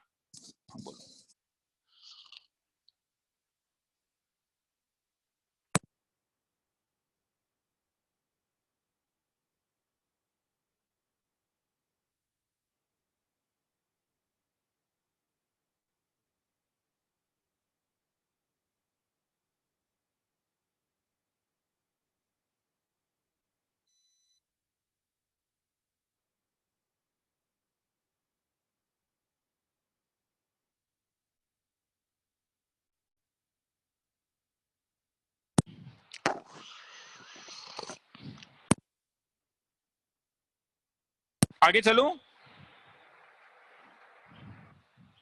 हाँ सर। Yes sir. मैं ये सबको जनरलाइज कर दूंगा, ये किसी भी पॉलिनोमियल के लिए ट्रू होता है रे, किसी भी पॉलिनोमियल के लिए। ऐसा नहीं है, मतलब अगर मैं तुमसे बोलूं कि मैंने एक पॉलिनोमियल बनाया ax⁴ plus bx³ plus cx² plus d, ये 4 डिग्री इक्वेशन है, तो 4 डिग्री इक्वेशन के मैक्सिमम कितना रूट्स हो सकते हैं? तो मैक्सिमम मतलब अगर मैं कॉम्प्लेक्स और रियल पार्ट को अगर मिला ही दूं तब तो 4 रूट्स ही होंगे तब तो, क्योंकि हर किसी भी n डिग्री इक्वेशन का n रूट्स होता है, जिसमें से कुछ रियल होंगे कुछ कॉम्प्लेक्स होंगे, तो इसमें इसके 4 रूट्स होंगे। 4 रूट्स जब मैं कह रहा हूं तो ये मैं इंक्लूड कर रहा हूं रियल एंड इमेजिनरी को। तो क्वेश्चन कभी कभी तुम्हें मेरे सीट में मिलेगा कि केवल इसका 2 रूट दे देगा, एक रूट 2 प्लस 3i देगा और एक रूट देगा 1 माइनस रूट 2 और कहेगा कि a b c d और e जो है वो नेचुरल नंबर है। क्या बाकी के रूट्स निकाल सकते हो? तो कह रहा है कि अदर रूट्स क्या होगा। तो जो ऊपर वाला थ्योरी था उस थ्योरी से क्या हुआ, अगर एक रूट तुम्हें 2 प्लस 3i मिला तो दूसरा रूट 2 minus 3i. और अगर एक रूट 1 माइनस रूट 2 मिला तो दूसरा root 1 plus root 2. 1 plus root 2। तो समझ में आया? ये वाला जो इक्वेशन है, ये जो मैंने जो क्वाड्रेटिक में बताया, ये किसी भी n डिग्री पॉलिनोमियल के लिए ट्रू होता है। और एक ये वाला चीज कि any n degree polynomial has how many roots, any n degree polynomial can have only and only, can नहीं है, any n degree polynomial has n roots out of which some may be real। इतना तुम अंग्रेजी तुम बोलोगे sir अंग्रेजी class में थोड़ी ना है। n roots ब्रैकेट में लिखे ना, समझ में आ जाएगा, रियल प्लस कॉम्प्लेक्स, हाँ मिला के, और at most n real root, at most n real roots हो सकते हैं, एटमोस्ट, ठीक है। हाँ सबके सब रूट्स भी रियल हो सकते हैं, that is not the problem. हम जानते हैं कि x minus 1, x minus 2, x minus 3, x minus 4 equal to 0। ये क्या बोलते हो, ये कितना डिग्री पॉलिनोमियल होगा? इसमें x 4 बार आ रहा है तो ये 4 डिग्री पॉलिनोमियल होगा, मगर इसके चारों के चारों रूट्स क्या हैं? इसके चारों के चारों रूट्स 1 2 3 4 रियल हैं, तो चारों के चारों रियल हो सकते हैं। किसी को लिखना है तो लिख लो, फिर आगे चलेंगे।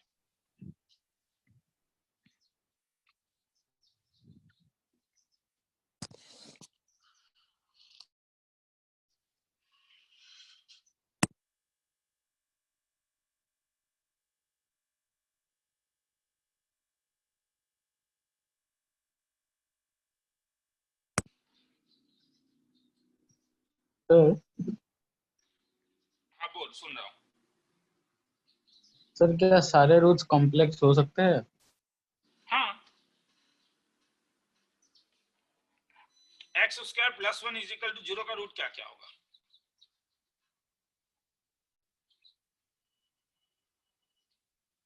i और -i क्या आया समझ में? हाँ सर। हाँ सर।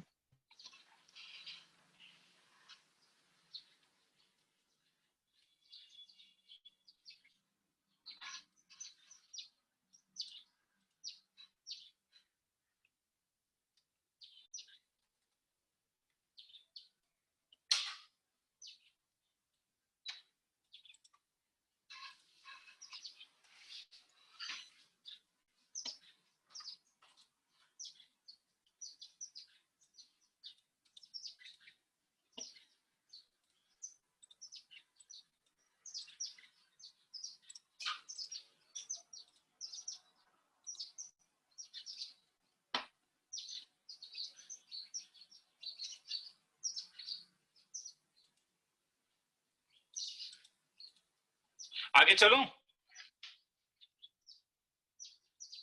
Yes, sir. ठीक है, जो जरूरत पड़े वही लिखोगे तुम लोग। हाँ, थोड़ा सा, क्योंकि मैं स्टार्टिंग चीज का मैं जान रहा हूँ, ठीक है। वो एक गैप है ना, जैसे ट्रिग्नोमेट्री में एक गैप होता था कुछ जानते थे कुछ नहीं जानते थे, मुझे मिलाना है वो गैप। तो अब लास्ट वाला चीज, रूट। सर आपका आवाज क्लियरली नहीं आ रहा है। आ रहा है? नहीं सर। नहीं सर। 2 मिनट, अब सुनने में आ रहा है? रुक जा, नहीं सर, वैसा ही अभी नहीं आएगा, अभी नहीं आएगा, रुक जा, अभी आएगा। अब आ रहा है? थोड़ा बेहतर सर। हाँ तरीका, मेरा माइक्रोफोन ही नीचे नहीं है। अब आ रहा है? हाँ सर। हाँ ठीक है, मेरा माइक्रोफोन मेरे सर में था, थैंक्स। हाँ, रूट्स, चलो। Root satisfies its equation. तो बोला सर होता ही है। हाँ, वेरी गुड। कि अगर ax² + bx + c = 0 has roots alpha beta, तो मेरे दिमाग में आता है a∝² + b∝ + c = 0, a∝² + b∝ + c = 0।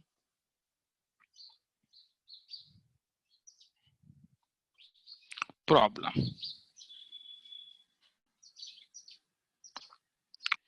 if alpha and beta are the roots of x² - 6 - 2 = 0, where alpha is greater than beta, and an = alpha to the power n minus beta to the power n, find a10 minus 2 times of a8 divided by 2 times of a9। Solution, एक बार सम को देखो, ऊपर वाला चीज लिखने का time दूंगा, घबराओ मत। 10 सेकंड दे रहा हूं, सॉरी 10 सेकंड नहीं, 20 सेकंड्स दे रहा हूं सम को पढ़ने के लिए। पहला सम है, मेरा कहना है कि हर बच्चे को समझ में आना चाहिए, ठीक है।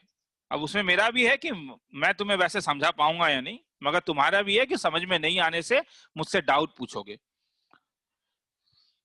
खेला शुरू कर रहा हूं। Let alpha beta are the roots of the etna where alpha greater than beta and an = alpha to the power n minus beta to the power n, find an। तो अगर an का value alpha to the power n minus beta to the power n है, तो a10 का value क्या होगा? alpha to the power 10 minus beta to the power 10। a8 का value क्या हो जाएगा? alpha to the power 8 minus beta to the power 8। तुम बोलते हो सर समझ में आ गया। डायरेक्टली आप इस चीज को लिखिए जो एक्सप्रेशन आपको चाहिए। एक्सप्रेशन आपको चाहिए a10 minus twice a8 divided by 2 times of a9। तो a10 तुम्हारे पास, क्योंकि an alpha and beta n है, तो यहाँ पे तुमने n का वैल्यू 10 डाला, यहाँ पे n का वैल्यू तुमने 8 डाला, वही कर रहे हो। तो A10 जो होगा वो alpha to the power 10 minus beta to the power 10 होगा, minus 2 times of alpha to the power 8 minus beta to the power 8 divided by 2 times of alpha 9 minus beta 9। एक गोल्डन रूल है, golden rule sir, क्या? Common ले लो, common ले लो।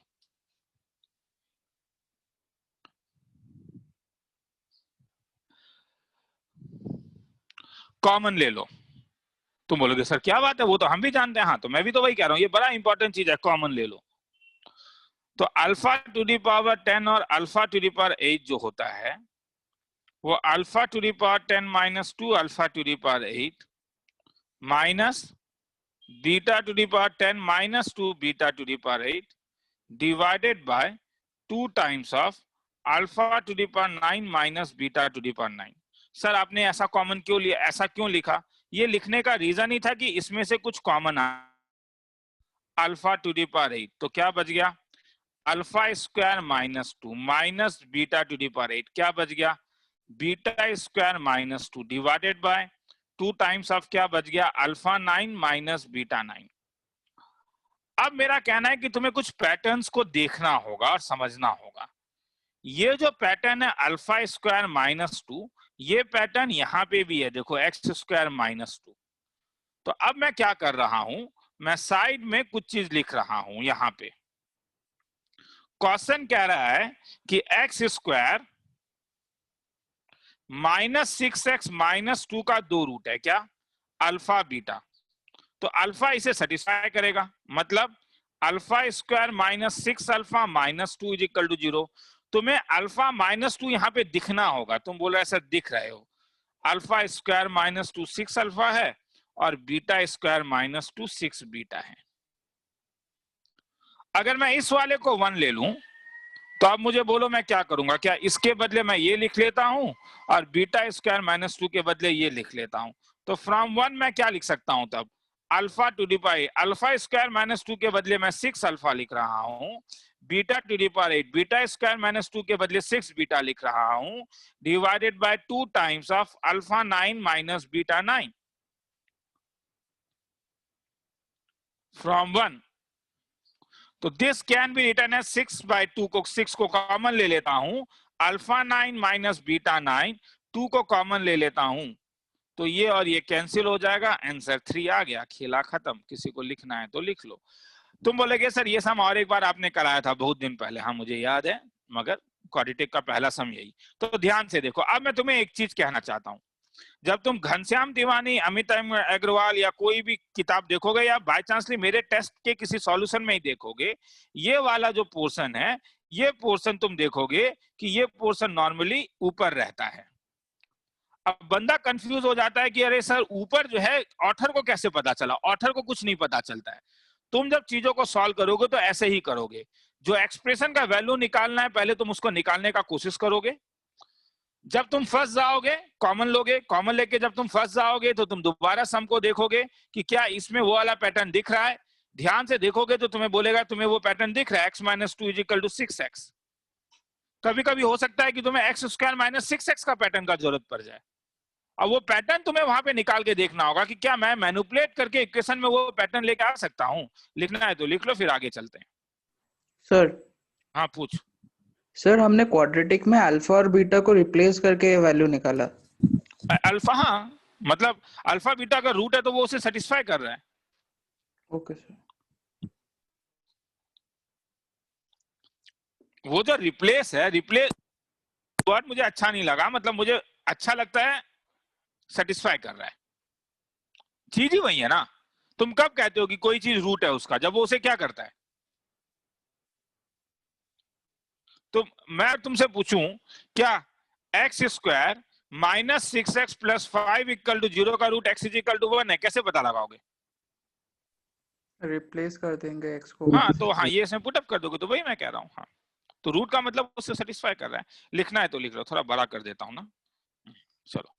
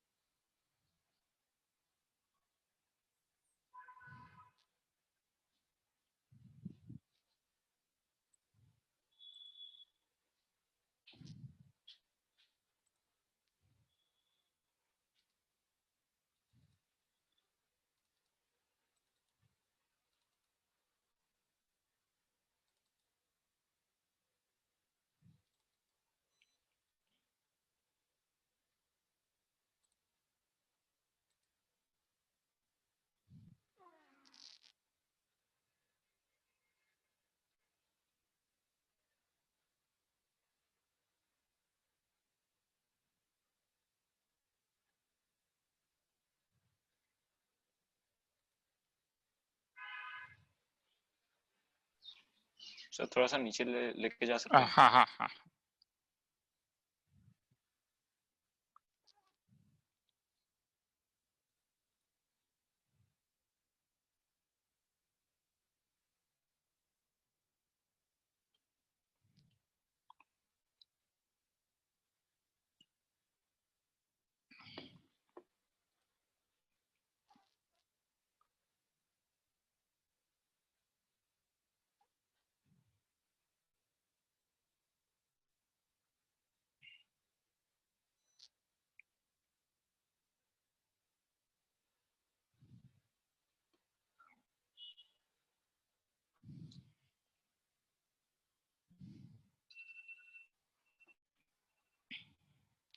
आगे चलूं? थोड़ा रुक।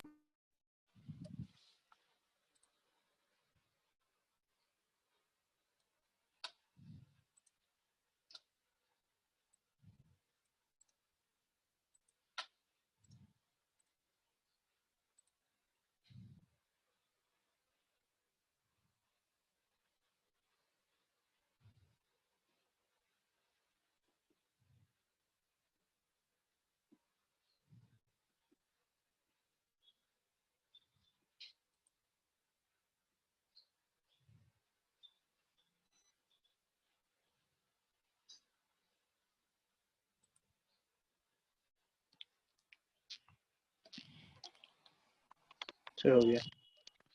चलो आगे चलूं मैं?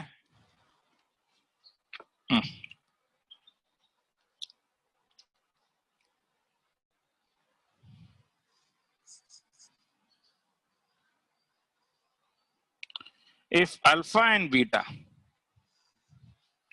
are roots of x square plus px plus 1 equal to 0 and gamma and delta are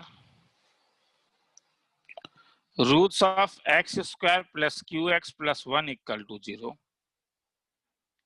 then alpha minus delta, beta minus gamma, alpha plus delta, beta plus delta is equal to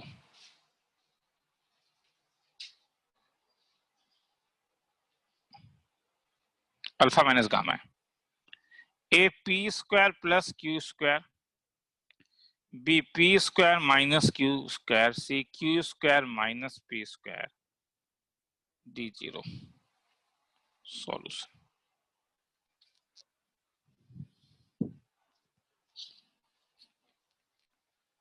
फिर से बोल रहा हूं, अगर सम लिखते हो ना रे, पहले लिख लो सम को, समझ में आया?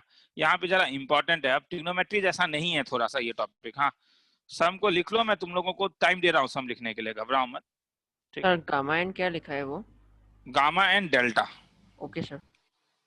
गामा एंड डेल्टा इस delta delta are the roots of इतना मैं दे रहा हूँ। हाँ, मैं 45 सेकंड्स दे रहा हूँ कि सम को लिख लो, ताकि मैं जब तुमसे पूछूं क्या हो रहा है तो तुम लोग देख पाओ। बार बार ऊपर आने से सम का मोमेंटम खराब होता है। सर सेकंड वाला X square plus Q X है? X square plus Q X plus 1। Okay sir.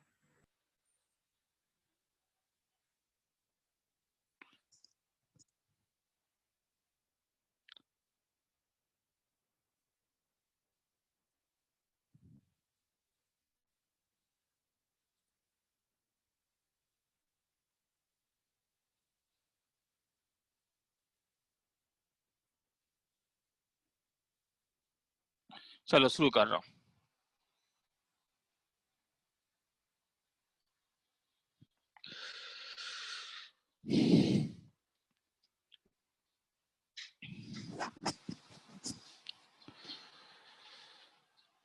Alpha minus gamma, beta minus gamma, alpha plus delta, beta plus delta में ये सेम पैटर्न है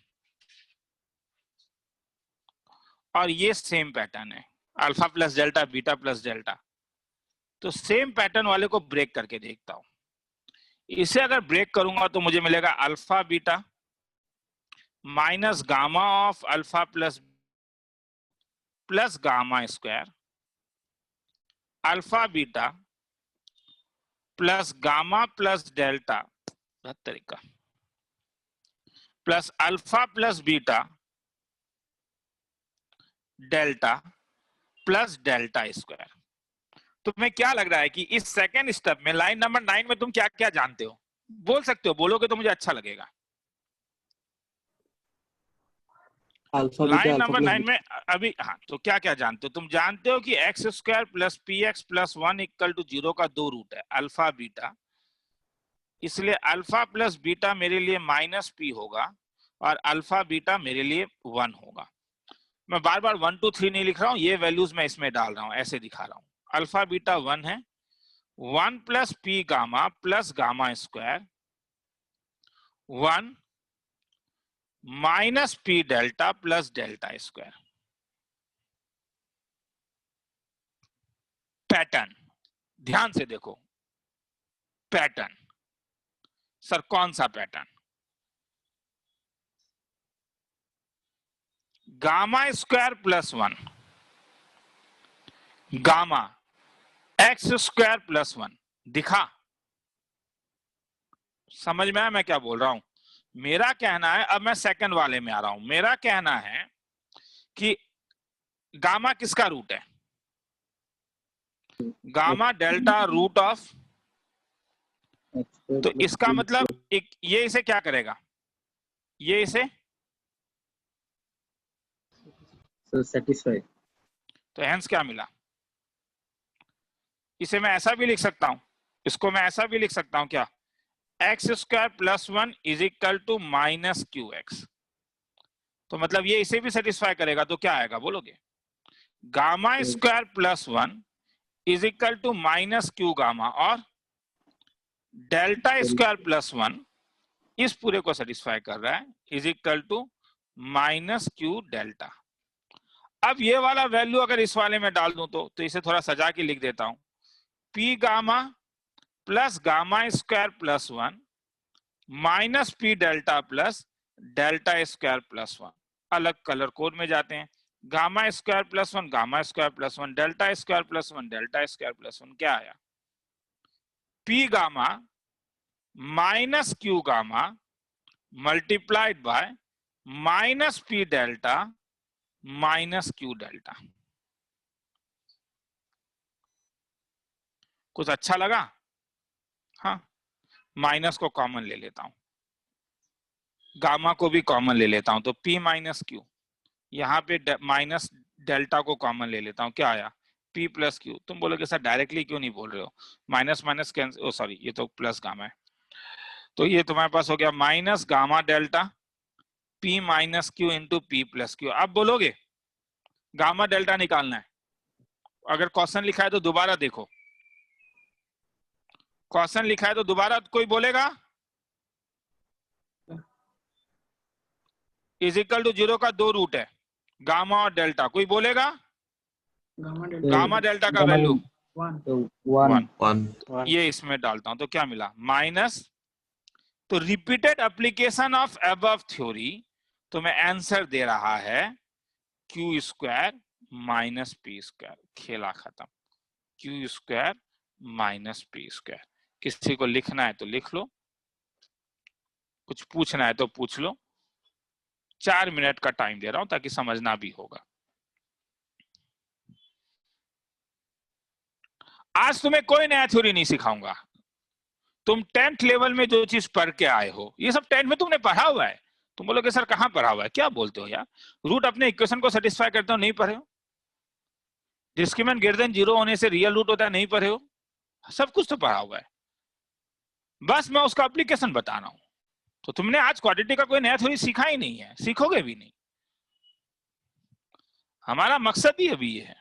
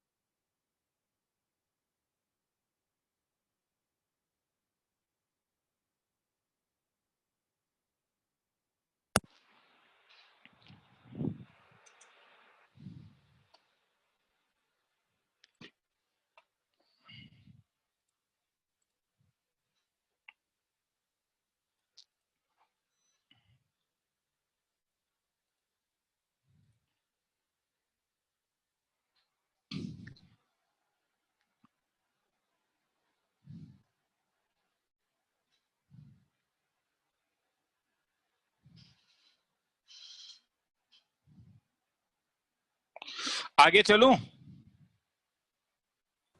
Yes, sir.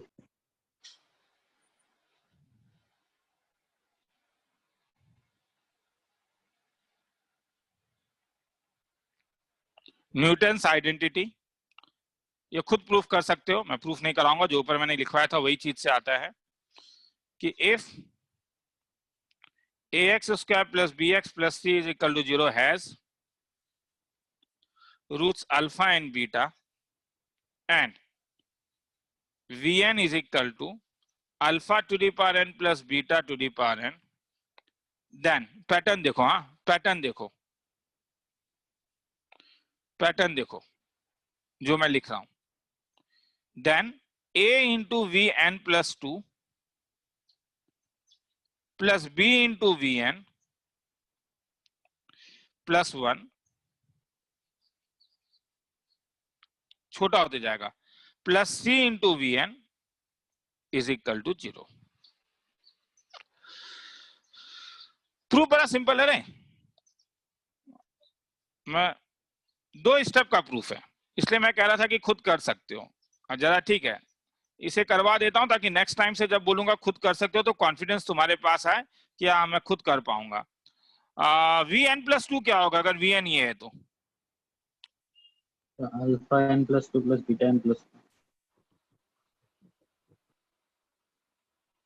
तो vn plus 1 हो जाएगा alpha n plus 1 plus beta n plus 1 और alpha n plus beta n। मैंने अभी बोला कॉमन लो, इसमें क्या कॉमन ले सकते हो इस वाले में, या पहले इसे लिख ही लेता हूं, a alpha n plus 2 plus b a alpha n plus 1 plus c alpha n plus a beta n plus 2 b beta n plus 1 c beta n। क्या कुछ कॉमन आ रहा है इसमें? अल्फा n कॉमन ले लो, क्या मिला? a alpha square plus b alpha plus c plus beta n common ले लो, a beta square plus b beta plus c, कुछ मिला? अल्फा बीटा जो है वो क्या है बोलो? रूट ऑफ क्या? a x square plus b x plus c is equal to 0। क्या तुम्हें पैटर्न दिख रहा है? Yes sir. Yes, sir. तो ये इसे सेटिस्फाई करता है, मतलब वही जो x को रिप्लेस कर दो जो बोला था अभी किसी ने, ठीक है, तुम्हें जो वर्ड अच्छा लगे रिप्लेस कर दो, ठीक है, तुम लोग को जो समझने में आसान लगे। b beta plus b beta plus c 0 है, मतलब ये दोनों वेनिस करेगा, वेनिसेस का मतलब तो 0 होता है, वेनिसेस, तो हेंस 0, खेला खत्म। लिखना है तो लिख लो।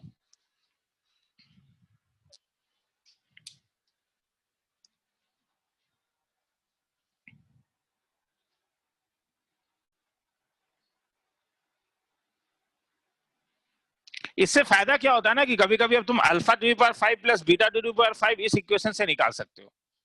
सपोज तुमने अल्फा प्लस बीटा निकाल दिया, alpha square plus beta square निकाल दिया, उसके बाद क्या ना ये दोनों और alpha cube plus beta cube निकालने के बाद तुम्हें अगर जो भी निकालने के लिए बोले इस फॉर्मूला में डाल के तुम चीजों को रिड्यूस कर सकते हो। बहुत ज्यादा यूज नहीं होता है, ये भी बोल देता हूँ, ठीक है, मगर किताबों में क्योंकि ये आइडेंटिटी रहता है तो नहीं कराने से तुम्हें लगेगा अरे सर आपने एक आइडेंटिटी नहीं करवाया था तो इसलिए करवा दिया है, और ये पता भी रहना चाहिए कि क्या यूज है, मगर बहुत ज्यादा हाहाकार वाला सिचुएशन नहीं है कि हाँ ऐसा नहीं है कि बहुत ज्यादा ही यूज पड़ता है। और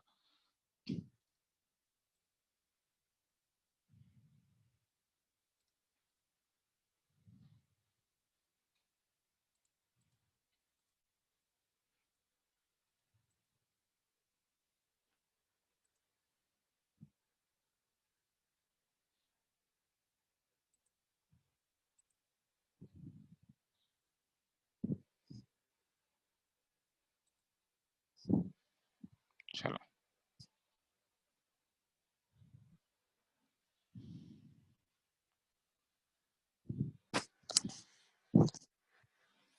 आगे चल रहा हूँ, आगे चलूं? Yes sir. Yes sir. चलो ठीक है।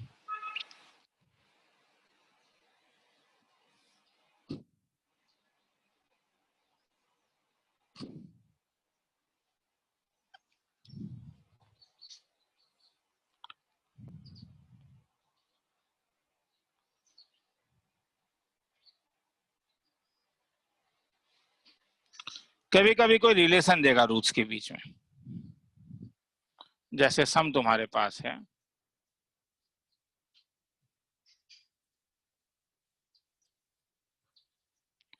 If one root of the equation ax square plus bx plus c is equal to 0 be the square of the other, then value of b cube plus a square c plus ac square divided by abc is a1 b2 c3 d4। Solution फिर से सम के लिए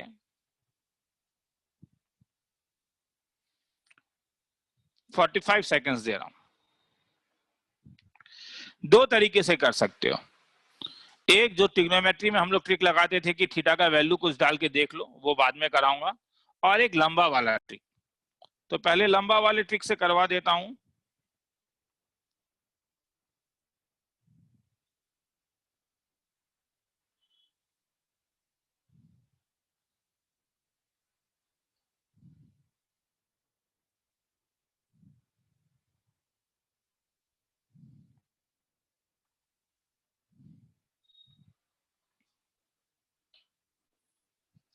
ठीक है, चलो शुरू कर रहा हूं। If one root of the equation, मतलब ax square plus bx plus c is equal to 0 का एक रूट अगर अल्फा है तो दूसरा रूट बीटा है, और कंडीशन दिया हुआ है कि अल्फा अगर k है तो बीटा k स्क्वायर है। तो ऐसे में क्या करोगे, sum of the root product of the root से हम लोग रिलेशन निकाल लेते हैं। हमारे पास तब क्या मिला, हमें अल्फा प्लस बीटा का वैल्यू मिल गया माइनस बी बाय, और अल्फा बीटा का वैल्यू मिल गया सी बाय। तुम बोलोगे सर क्लास 10 लेवल में ये सब हमने किया हुआ है, मैं जान रहा हूं। K cube is equal to c by, तुम लोगों ने कई बार हो सकता है ये सब तुम लोगों ने किया होगा। तो अल्फा प्लस बीटा के बदले आप क्या डाल सकते हो, अल्फा के बदले तुम डाल सकते हो के, यहां से मैं डाल रहा हूं बीटा के स्क्वायर। ये क्वेश्चन कह रहा है, क्वेश्चन क्या कह रहा है, one root of the equation जो है वो स्क्वायर ऑफ द अदर है। तो क्वेश्चन ही तुम्हारे पास ये कह रहा है कि एक दूसरे का स्क्वायर है। तब तुम्हें मिलेगा के प्लस के स्क्वायर का वैल्यू माइनस बी बाय, और के क्यूब का वैल्यू सी बाय है। अब के प्लस के स्क्वायर से तुम्हें के क्यूब लाना है, तो क्या करोगे, तुम्हारे दिमाग में आ ही रहा होगा कि सर क्यूबिंग कर दीजिए। क्यों, क्यूबिंग करने से क्या फॉर्मूला होगा कि के प्लस के स्क्वायर का होल क्यूब जो होगा वो minus B cube by A cube होता है।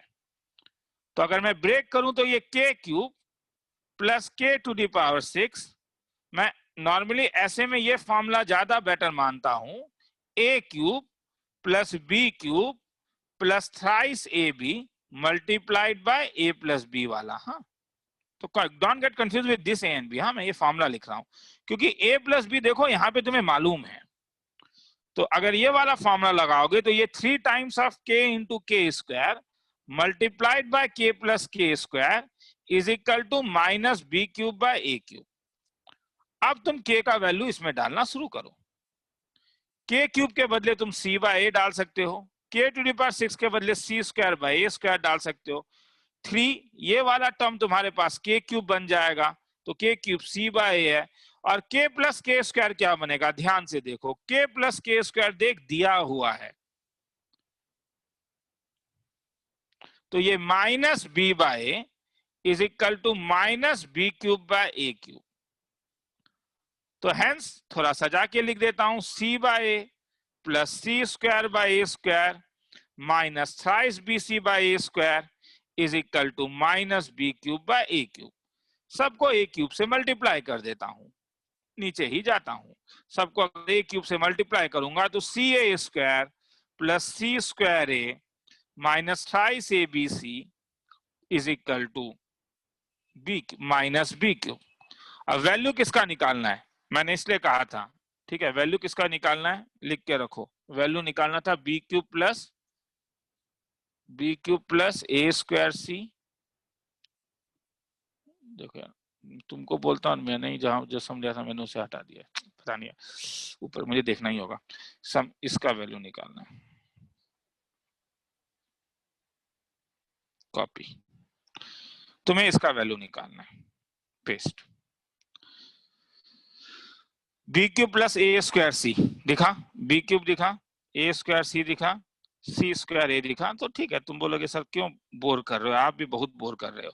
प्लस बी क्यूब का value thrice A B C, तो C A square plus C square A plus B cube by A B C का value 3, खेला खत्म, आंसर आ गया। समझ में आया? लिखना है तो लिख लो, किसी को कहीं डाउट है तो बोलो। लिखने के लिए मैं तुमको फिर से 3 मिनट का टाइम देता हूं, पहले ये लिखो फिर मैं नीचे कर दूंगा इसको। सम्स किसी ने हो सकता है नहीं भी लिखा होगा, इसीलिए मैं मैं आ रहा हूं 2 मिनट में। हाँ, लिखना है तो लिख लो।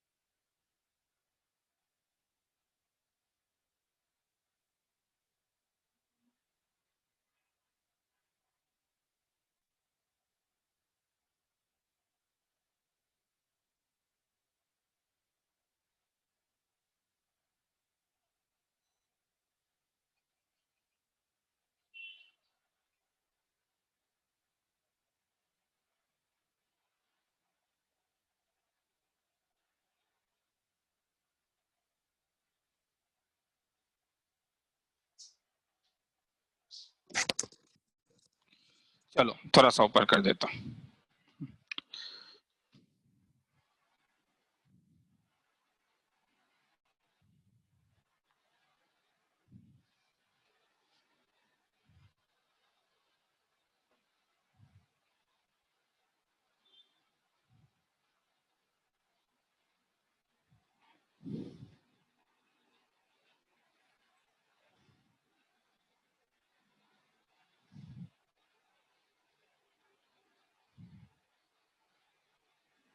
आगे चलूं? हाँ सर। Yes sir. चलो Yes, sir. आगे आगे चलता हूं। क्वेश्चन था अपना ये, क्योंकि ऑब्जेक्टिव में भी आएगा ऐसा सम, तो ऑब्जेक्टिव में ये कहना जरूरी है कि इतना महाभारत क्यों करोगे, कामधाम नहीं है क्या? ठीक है, और तो कितने सम्स होते हैं सॉल्व करने के लिए। ऑब्जेक्टिव में जब ये सम आता है हमारे पास, तो हम क्या करते हैं अल्टरनेट वे में। क्वेश्चन में क्या दिया हुआ है, क्वेश्चन में ये दिया हुआ है ना कि 1 रूट जो है वो दूसरे का स्क्वायर है, तो इसलिए बेटर है कि अल्फा को तुम 1 ले लो, बीटा को भी 1 ले लो, क्योंकि यहाँ इसके लिए भी अगर 1 1 है तब तो तुम्हें मालूम ही है कि इक्वेशन कैसा दिखेगा, x - 1 का होल स्क्वायर 0, तभी ये पॉसिबल है। मतलब x square minus twice x plus 1 equal to 0। तो अगर मैं कंपेयर करूं इसको ax square plus bx plus c is equal to 0 से, तो a का वैल्यू 1 मिलेगा, b का वैल्यू -2, c का वैल्यू 1। अब मुझे जो एक्सप्रेशन का वैल्यू निकालना है, ध्यान से देखो, वो abc के ऊपर डिपेंडेंट ही नहीं है। ये होना इंपॉर्टेंट है रे, अगर वो एबीसी के ऊपर डिपेंडेंट हो जाता तब भी, सॉरी मतलब वो उस चीज के ऊपर रूट के ऊपर डिपेंडेंट ही नहीं है, नहीं कि अगर इसमें अल्फा बीटा भी कुछ दिया रहता तब मुश्किल हो जाता। हाँ, तो इसलिए ये तो ज्यादा आसान है, बी क्यूब 8 हो गया, प्लस ए स्क्वायर C1 हो गया प्लस ए सी स्क्वायर 1 हो गया divided by A B c b cube -8 हो गया divide by A B c -2 हो गया तो हेंस -6 बाय -2 3। ये बच्चा ज्यादा बुद्धिमान है क्योंकि इसने 2 स्टेप में निकाल दिया। लिखना है तो लिख लो, मैं ये और नहीं कराऊंगा किसी में, ये अब तुम लोग को खुद सोचना है, ठीक है। बस एक समय मैंने ये लिखवा दिया कि तुम ये काम भी कर सकते हो और कहीं इसमें ये कहीं भी चीटिंग नहीं है, ठीक है। ऑब्जेक्टिव में इसे बुद्धिमानी कहते हैं, सब्जेक्टिव में इसे बेवकूफी कहते हैं क्योंकि 0 मार्क्स मिलता है। सर अब बोलते जा। सर x-2 का होल स्क्वायर लेने से भी आंसर आएगा? आराम से कुछ भी ले सकते हो, 2/4 लेने से भी आंसर आएगा। Okay sir. मतलब कोई ऐसा इक्वेशन ले लो ना, कोई ऐसा इक्वेशन ले लो जिसका तुम्हें रूट पता हो।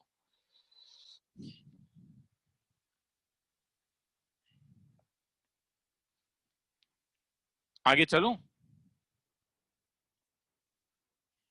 जी sir. Yes sir.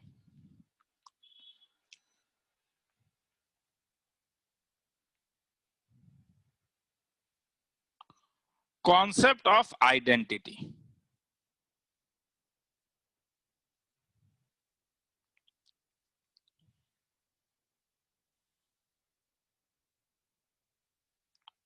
Three X square equal to 4, ये इक्वेशन है या आइडेंटिटी है?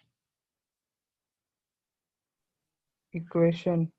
इक्वेशन क्यों? क्योंकि इसका केवल 2 ही रूट होगा, +-2/√3, मतलब दिस वन इज not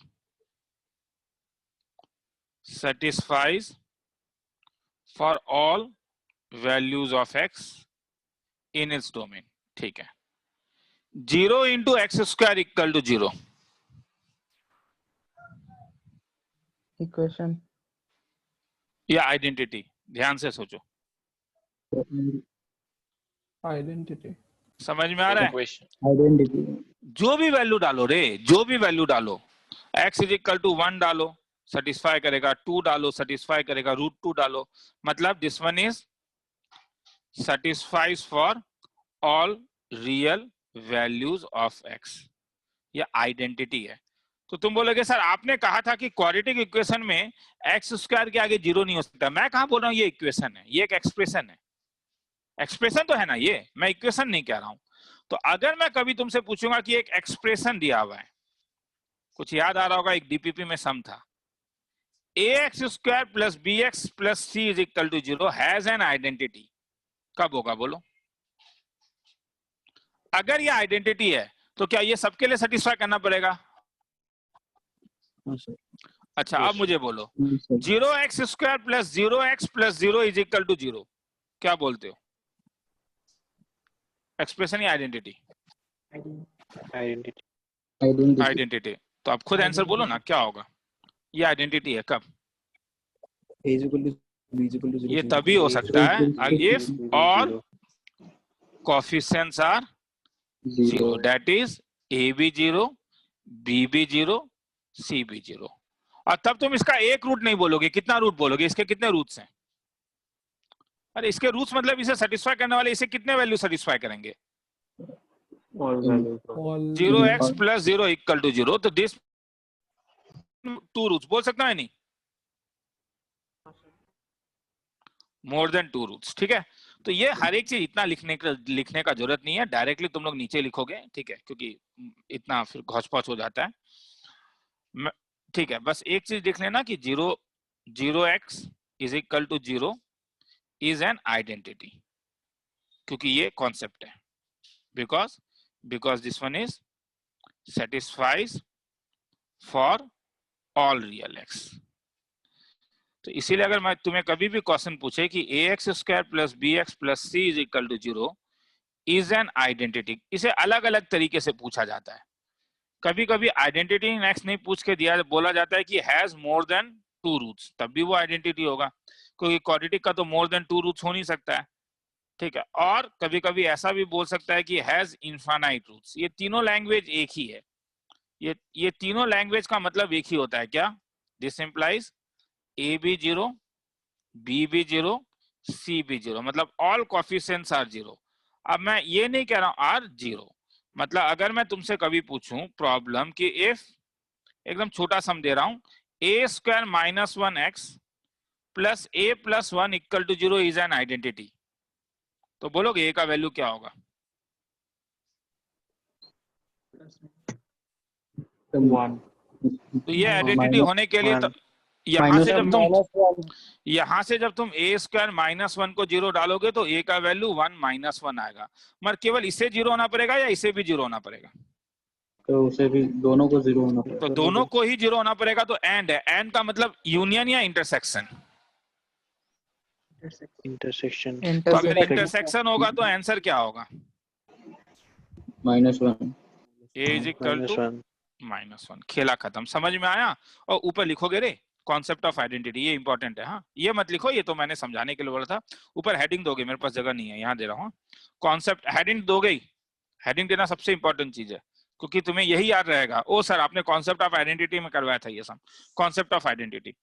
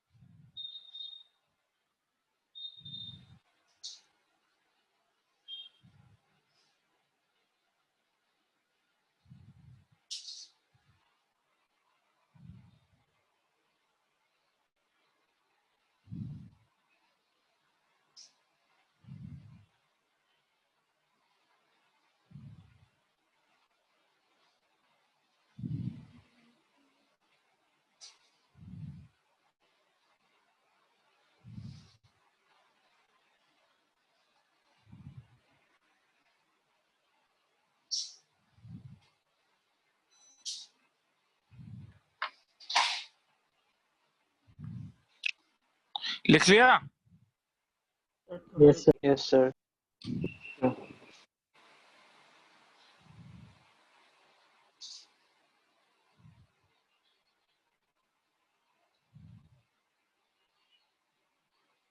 चलो ठीक है, तो आज यहीं पे चीजों को छोड़ता हूं मैं। ठीक है, नेक्स्ट क्लास में इसे आइडेंटिटी वाले से चीजों को शुरू करेंगे।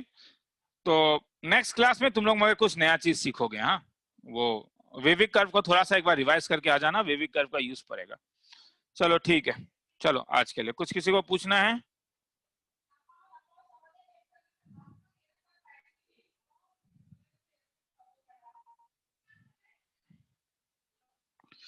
चलो, कितना हुआ? सॉरी, तरीका। अच्छा, हाँ, कुछ किसी को पूछना है तो निकलूं मैं, वो ये पीडीएफ भेज दे रहा हूँ। ठीक है, चल फिर।